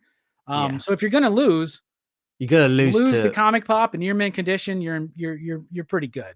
You know, like a couple years ago, we kind of like took the CBC Awards by storm, and we won 5 awards that year. And then the next year we were nominated for 7, and we lost all of them. So, but no, the awards are cool. But you know, here's the thing, man. It's cool to be recognized. It's cool to win those awards. It's cool to see the company that you're nominated with, right? And I know a lot of people think that I, for some reason, think I'm better than those guys, and it's because of the heel bit this year. But like, no, man, I honestly, I love Comic Pop, and they were an inspiration to me when I first started doing YouTube and started doing comics. I started watching them, and I was like, man, they have their own studio. They got this whole shit where they sit on a couch and talk about comics. They're edited. They're like, man, they're awesome. So Sal and the crew, I love what they do. I've gotten to meet a lot of the bigger YouTubers. I got to work with Rob from Comics Explained. I got to work with Benny from Comics Historian before we tragically lost him too soon. I got to meet the guys from Cartoonist Kayfabe. I never got to work with them, but I got to meet both of them multiple times, and RIP Ed Piscor. But no, I love this community. I love the big guys. I love the small guys. I just love people that love talking about comics and pop culture, man. Unless you're fake, like Bueller. Bueller's fake. Well, so I see him in the chat. So I'm just talking shit. Speaking of Bueller, he's finally arrived. I always remember when I had my show with him, somebody knocked on his van while we were talking and said, "Oh, watch your channel, blah blah blah blah," and then about 20 minutes later, the guy was in the chat, like, and it's just like so surreal that he was just out, you know, parked up in the parking lot somewhere, and some guy's in his van and gone. That's why Bueller took all the logos off of his fucking bust, because he got tired of that shit. I guarantee you. He'd just be in the middle of nowhere. Somebody like knocking on the door. This dude could be in there, like, you know, fucking or beating off or something, man. If the van is a rockin', don't come a knocking. Bueller's Yeah. busy, okay? Oh By the gosh. way, a lot of people may not realize this, but Bueller has got what we call scrotum neck. That dude is pheromone city, dude. That dude is a pimp, man, if you know what I'm saying. So the ladies love him. Is that what you're saying? He is a ladies' man, dude. Wow. 100%. No, he's back doing content now, which is always great to see. Yeah, I love that the Coffee and Comic Show is Coffee and back, Comics, man. yeah. Super fun, man. Do you know what sucks is that I've reached out to. I love coffee, so I would love to have like that, that Batman 423 Todd McFarlane cover on the front of a packet of coffee, and they don't ship to the UK. I'm just like, oh, Son of a it bitch, sucks. man. I know. But, no, so in terms of then the comic book community awards, 2023, you said you took it by storm. You won a bunch of awards, including best hair. Was Oh it? yeah. Oh yeah. Was it best? What was it? Best hair or best beard? What was it? So they said when they announced it, it was for best beard. But what I was campaigning for was best hair. And even on the show, because it was Brian and Marcus goes, let's be fair. It's for his hair, not for his beard. There's nothing special about my beard, but my hair, bruh. Well, you're obviously an inspiration to all of us, Robbie. So, but congratulations to all the winners of this year. I think Brian does a fantastic job, and I think it's kind of like a thankless job, that he does. Oh He yeah, puts a lot of everybody effort. bitches at him about it every year, no matter what happens. There's Right? always some little bit of, drama or whatever, or criticism. But no, everyone who got involved this year, congratulations. In fact, I think the only promotion I ever did about the awards for myself, I never, asked anybody to vote for me or anything like that, was that video, that clip of you talking about me being voted for best hair.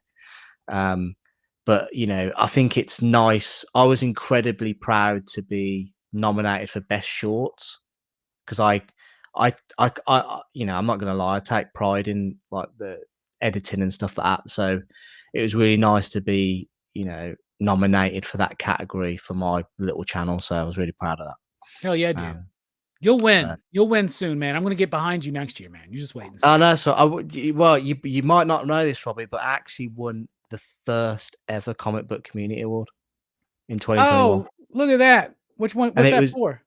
it was the People's Choice Award, but it was. I'm not saying I Bruh. fixed it. I'm not saying I fixed it, but I'm kind of saying that the whole of the United Kingdom might have been voting for me at the time. I just can't But- believe somebody won an award for CBC in 2021 outside of Reggie Collects. I'm just surprised. Yeah, he did. Well, to be fair, bit like Comic Pop this year, kind of ran away with it, didn't they? And you mentioned about Reggie. Was it? It must have been 2021 when he won all those things. I think 2021 and 2022, he was like the big like winner, and then 2023 it was us, and then they fixed it. No, but congratulations, Brian, and for all the winners. You should have all been incredibly proud of yourselves. Absolutely. Yeah. I was happy that Biggie Shack and Bleecker Street Comics won some shit, so that was awesome. Yeah, I've had Biggie on the channel, and he is a bit like Mark. I kind of find him really endearing. So he was a bit of a sweetheart when he came on the channel. But yeah, I'm glad that he won. He won Best Spec Award, which is like that's like the Comic Tom Award, isn't it? Yeah, It's pretty like, much, right? Yeah. The that's- award that Tom cannot win anymore. yeah. So well done, Biggie, for that. That's incredible. But the next question is, and this is going to hit you hard, Robbie. It's going to hit you so hard, you know, it's going to hit you. It's comics or movies. If you had to choose one, what would it be? Bruh, that's Because I know, obviously, you are a big fan of movies, and obviously you're lover of comics as well. So, that's a tough one. It's almost like that impossible question of what's your favorite ever movie, because I don't have a favorite one movie. I think I probably have about 3 or 4 where I have to be in the mood for Yeah. each of those. Oh, that's Um, easy. I got a favorite movie. It's Dazed and Confused, or it's Citizen Kane, or it's 2001: A Space Odyssey, or oh it's man, Blade you're a Runner, proper or it's cinemaphile, you are. so That's like, yeah, I get what you're saying though. There's not just one, right? You yeah. know, so this is like asking somebody who has 2 kids. Like I don't have children, but I have 2 cats. Which cat Yeah, is my favorite? I could look at you and say, that's a difficult choice. yeah. I wouldn't want to choose between them, but honestly, it's Ariel, right? Ariel's my favorite. But I love Prudence too. Same thing with comics and movies. I love movies. Movies and comics, I don't remember a moment in my life where I did not enjoy movies and comics. I Yeah, just don't. Like I started reading comics when I was like 4 or 5 years old. I started watching movies when I was like 4 or 5 years old. My yeah, my parents, my mom and my stepdad. My stepdad was in the Navy. He was into comics. This was the 80s, and comics were doing really well, especially under Jim Shooter at Marvel. yeah. And he would go, and when they would stop somewhere, he would buy a bunch of comics and he would send them to me. The only comics I weren't allowed to read were the ones in his closet. Those were Savage Sword of Conan's. And you know what? I read the fuck out of those, bro. Whenever he was gone, I would just go in there and I would be reading Savage Sword Ma of Conan, boobies, blood, all that Mate, kind of that stuff. they did not hold back in the 70s, you know, the artwork is just stunning. Yeah, so good. That stuff was so good. So he was always my stepdad Donnie is basically my father. And I consider him my dad. My bio dad wasn't really there. It's too much, but he always supported my love of comics. He always supported my love of baseball. He always supported my love of science and movies. But my mom in particular, my mom's no longer with us. She passed in 2008. But Um, my mom was super into movies, especially horror films. And so we would go to the video store. Some people go, like, yeah, man, we used to go every week. I'd be like, every week? We'd go every other day, man. Like they would uh, take us there is what we would do. And my mom was like, I was obsessed with horror films, and so was she. And she would be like, pick whatever you want. She would let me watch whatever I wanted as long as she was present.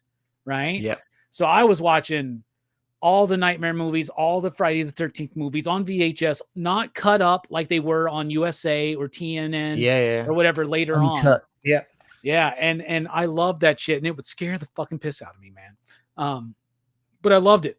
I remember her telling a babysitter when I was very young.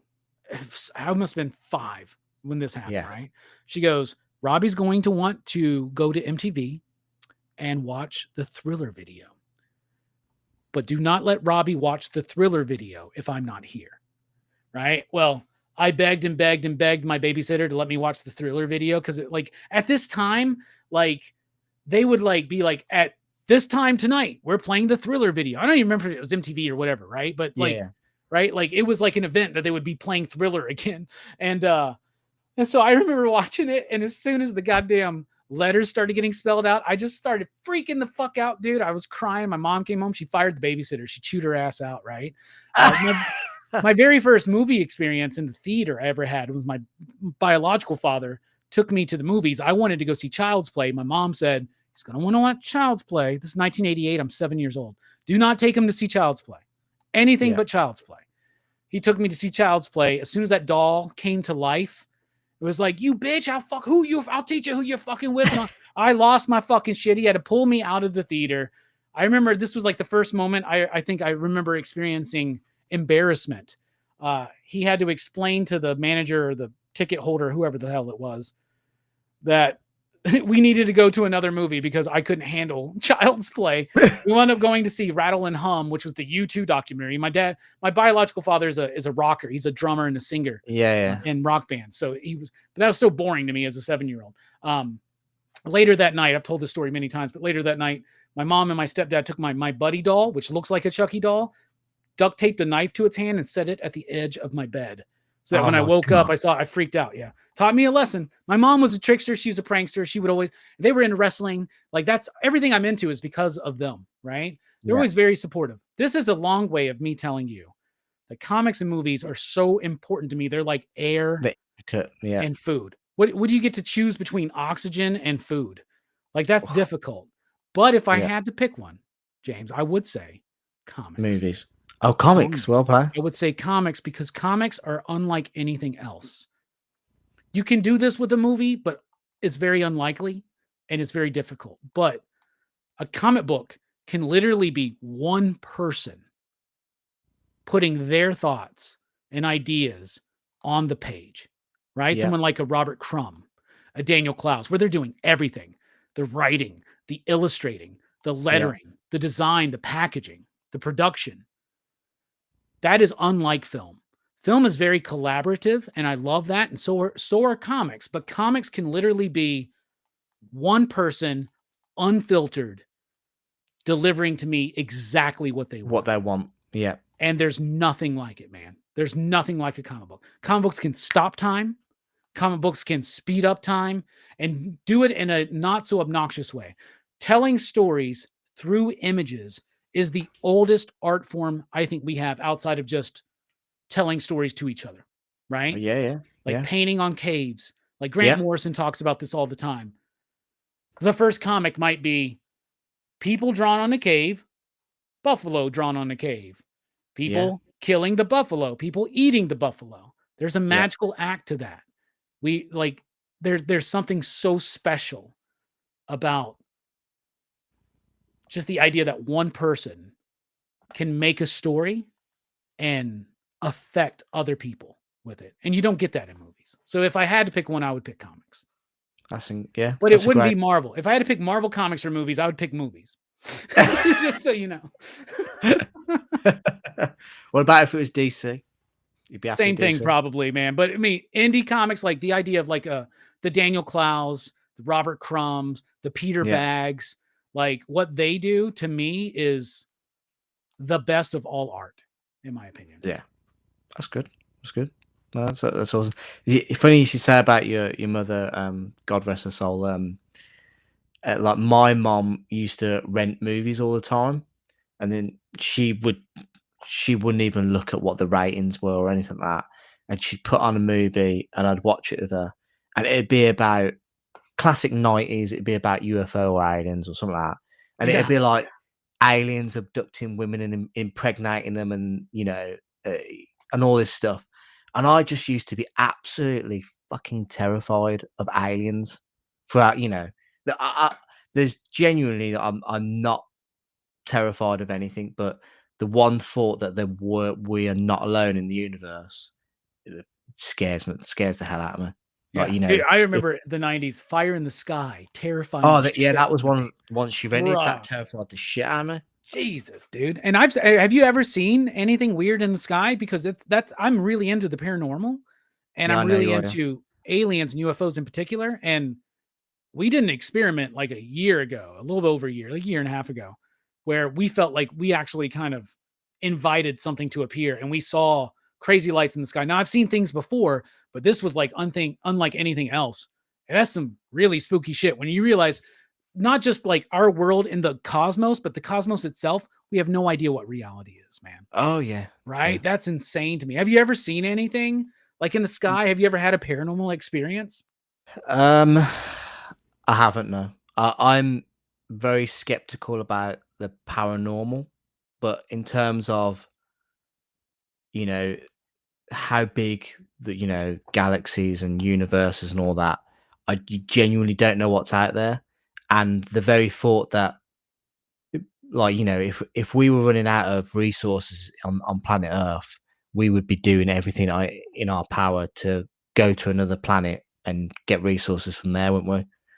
Yeah. But that is exactly what someone else will be doing to come to us. Shit. That's why this Atlas 3i, whatever the hell it's called, like, really fucking scary to me, man.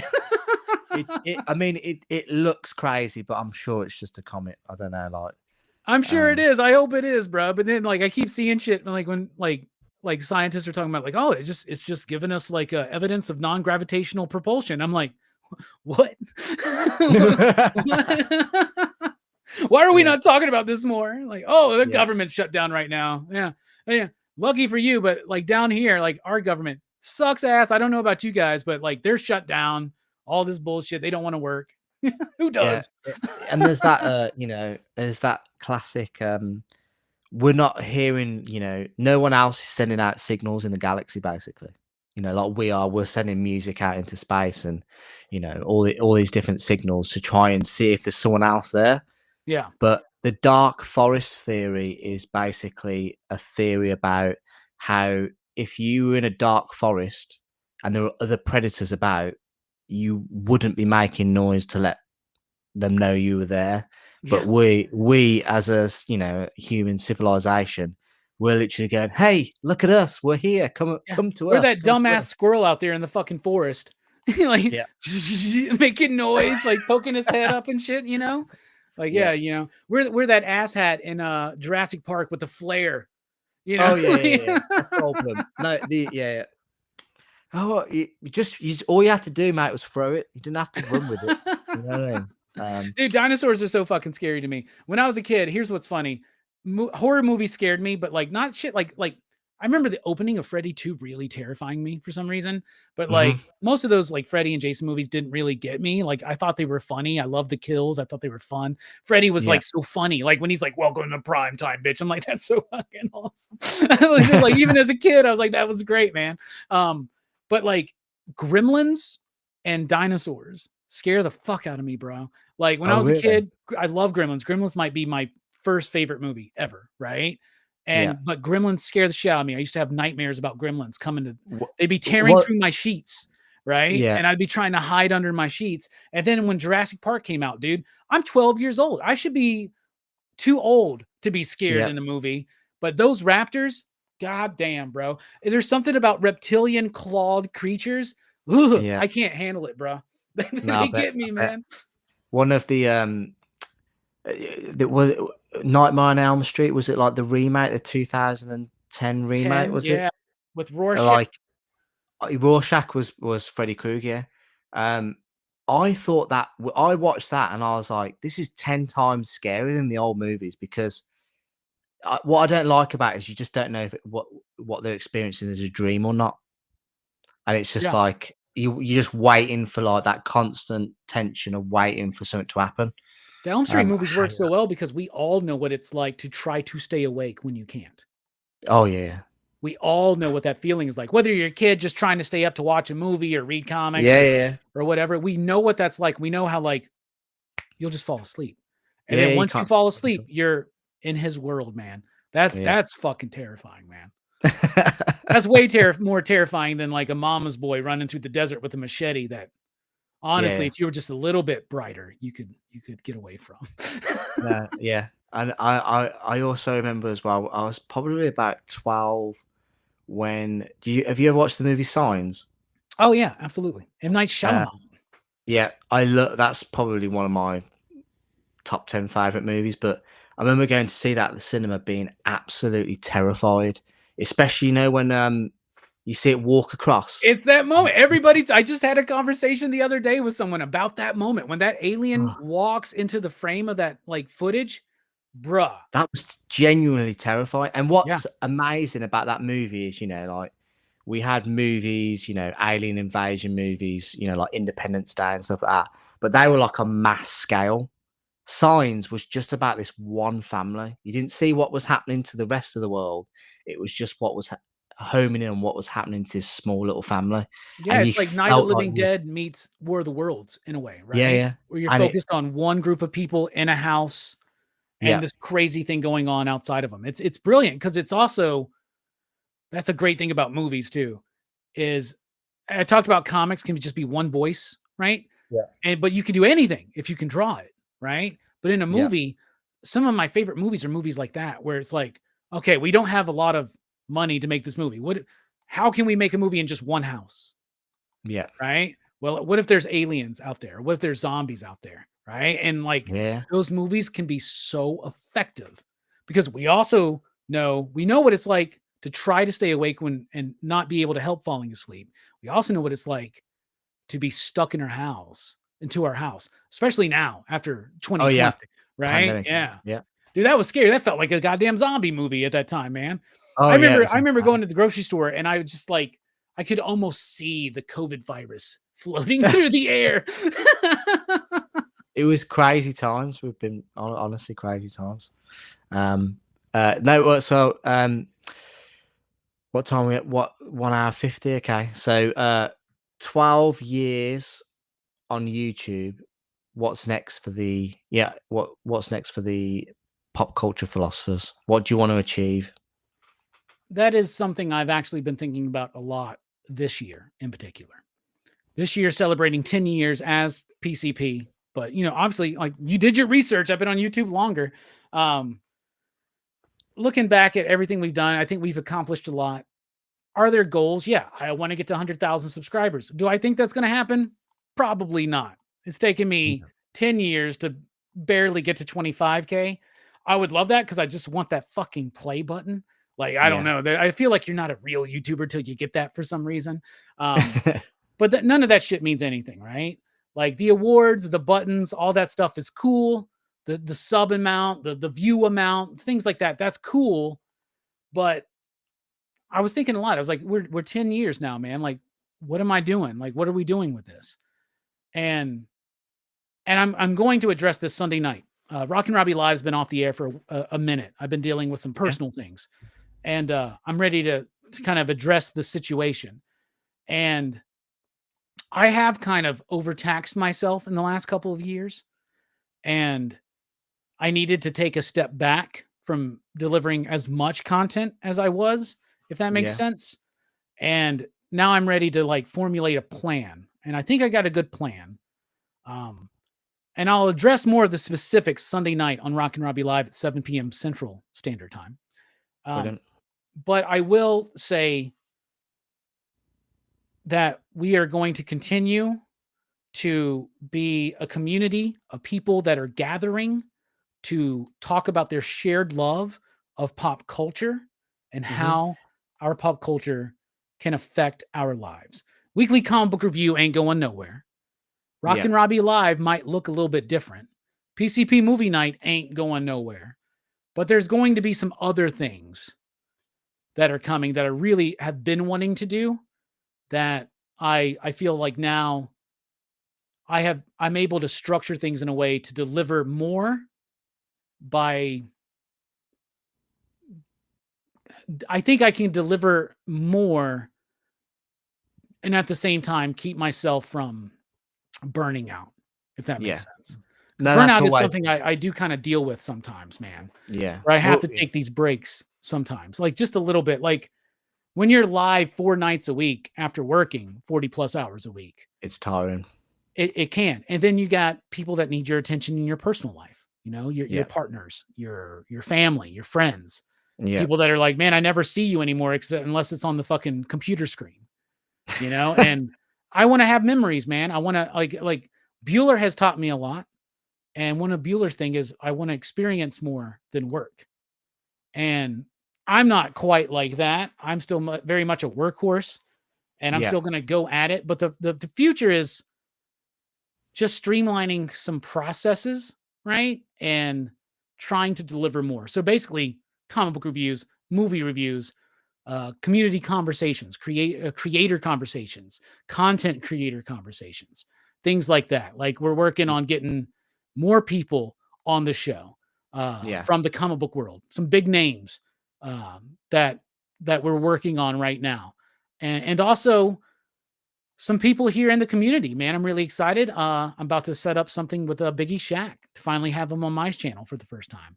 Oh, wow. I like, there's something about that dude I just fucking love. I've always loved that. His whole shtick with the wrestling and smoking cigarettes and holding the mic and shit. Like, I don't know. There's just, I was like, this dude is like, he gets it. He gets it. He's like, he knows that we're trying to, we got to have fun doing this. Yeah, right? yeah, of course, yeah. So if anything, we're still going to have fun, but if anything, PCP is going to grow up just a little bit.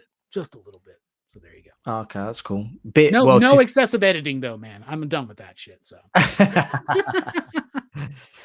in terms of Biggie Shack, like, he does his 2 to 4, is it? And that, like, for me, that's putting the kids to bedtime. So I just pop that on and listen while I'm putting the kids to bed and stuff. And it's a great time for me. But no, that'll be interesting to see him on there. I think he's been doing this for a long time, and he probably deserves a bit of more attention, I would say. Yeah, and I just love having these conversations. In fact, I'm going to invite you on soon too.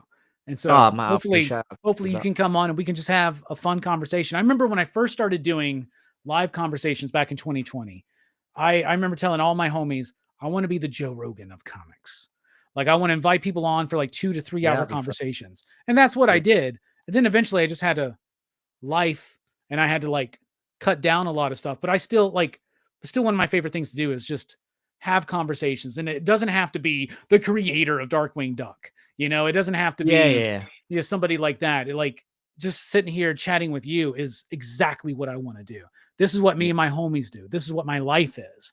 I sit around and I talk about comics and movies all fucking day long and philosophy and aliens and like Yeah. spirituality and shit like that. Like all kinds of shit. I love it, man. And yeah, dude, Celia out there, talk to Jim about Fire in the Sky. All right. I need to set it up for a PCP movie night. See, is that Oh, movie terrify him? I bet it does. It scares the I shit bet out of it me. does. I bet it absolutely does. It I is got it. I terrifying. got that shit on VHS, bro. Yeah, Fire in the Sky. That remind like I was a big fan of the X-Files as well, and like the alien storyline in that, like that scared the shit out of me when I was a kid growing up. Hell yeah. Uh, but X-Files no, was the shit, dude. Oh, yeah, I used to love that. um, It kind of fell apart after that first movie, but still. And the funny thing yeah, is, Fire in the Sky and X-Files, Robert Patrick. Robert Patrick was in the end of X-Files, and he was the guy who played Travis Walton, I believe, in Fire in the Sky. Pretty yeah. dope. No, He's not also the nice. villain in the shitty ass Double Dragon movie that everybody seems to love but me, but whatever, that's fine. Is that Double Dragon based off the game? Yeah. It was Scott Wolf and yeah. He's got this like bleach blonde hair in it, bro. You got to watch it. It's so stupid. It's so Is bad, it? but it's worth watching. Have you done a PCP movie review on it? Have you? Oh yeah, we did, and we were split, bro. Like it was Link and Brooks in particular were defending the fuck out of that movie, and the rest of us are like, "What are y'all Really? smoking, man?" like, like, holy shit.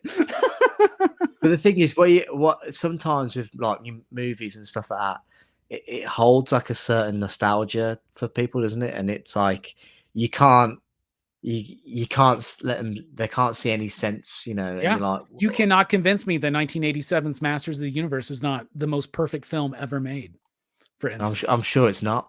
It's definitely not, but you can't convince me otherwise. You can't convince me that it's not. Yeah. No, it's great. It's been, yeah, honestly, Robbie, it's been a blast having you on. And I really appreciate you coming on. And you've been very, some of your origin, I said earlier, was fantastic, and the stuff you talked about with your mother and growing up, and like your love of movies and your family and stuff. It's been phenomenal, and I really appreciate you coming on. I appreciate everybody watching. I'd love to hang out again one day. I would really love to come onto your channel, or vice versa. You come back on here and we'll talk about something different. But no, thank you so much for coming on, Robbie. What have you've got Sunday at 7 p.m. Central Time? You've got Rockin' Robbie live, and Yeah. you've got some big news to come out for that. You got anything else coming up? Yeah, PCP movie night. We took a week break after Horror Fest, which is our big. We go hard for Horror Fest from Yeah. August through October. So we take a week off, and we're coming right back on Monday night, 8 p.m. Central Time with PCP movie night. We're going to be talking about Lord of the Rings, Fellowship of the Ring. We're doing all 3 movies, extended cuts, week to week. We're going to have the same panel for each movie. It'll be me, Jelani, Brooks, Joe Corallo, Fable, and Steph from Missing Link. So Wow. it's going to be fun. We'll be doing that. In December, we're doing White Christmas and then Black Christmas. And then we got a really great lineup shaping up for 2026 with some new panelists that are going to be introduced. And so that's going to be super fun. And then the weekly comic book review every week. It usually drops on Tuesday night or Wednesday morning, where I read usually about 40-ish comics that are new that week, and I just give you my quick thoughts about them. Matt, I think it would probably take me about a month to read 40 comics. I can get it done in a day, but luckily now, like I usually try to read at least a third of them earlier, like on Sunday or something like that. So it helps me get it out a little bit earlier. What's up, Jim, man? How you doing? We're talking a lot of shit about you tonight, bro. You missed it. It's great. Yeah. Apparently, We're you've talking got about to go. he asked me who the worst YouTuber was. I was like, Jim Mint Collectibles. No, Jem, they were talking about Fire in the Sky. You got to come on and talk Yeah. to Robbie. Let's do a movie review. That would be so fun. The three of us. No, I appreciate you jumping in, Jem. Really appreciate it, buddy. Lord of the Rings, right? For me, when I was growing up, they came out at Christmas time. So I always watch them around Christmas time Yeah. because it makes me feel a bit Christmassy. Is that the same for you or? No, I don't have that connotation with it for Christmas. I guess they did come out around there. Like, what it's just a thing that we've been doing the last few years in November. So one year we did Van Damme November because just Cyborg is the biggest video for us. So we do a lot of Van Damme videos and they all do really You start well, dude. They all do really well. If you go look at the Van Damme movies that we did, I did a playlist actually. I put together a Van Damme playlist. They all do pretty freaking well. We did Street Fighter twice, by the way, which I think is one of the greatest films ever. Raul Julia alone makes Oh, that yeah. movie what it But is. he's crazy in that movie. It's great. Yeah, Great. but I do have some weird holiday traditions. Like me and the fellows over at Geeks Unleashed, every year we review a new Scott Pilgrim book. So Scott Okay. Pilgrim to me is kind of related to the holidays. Yeah.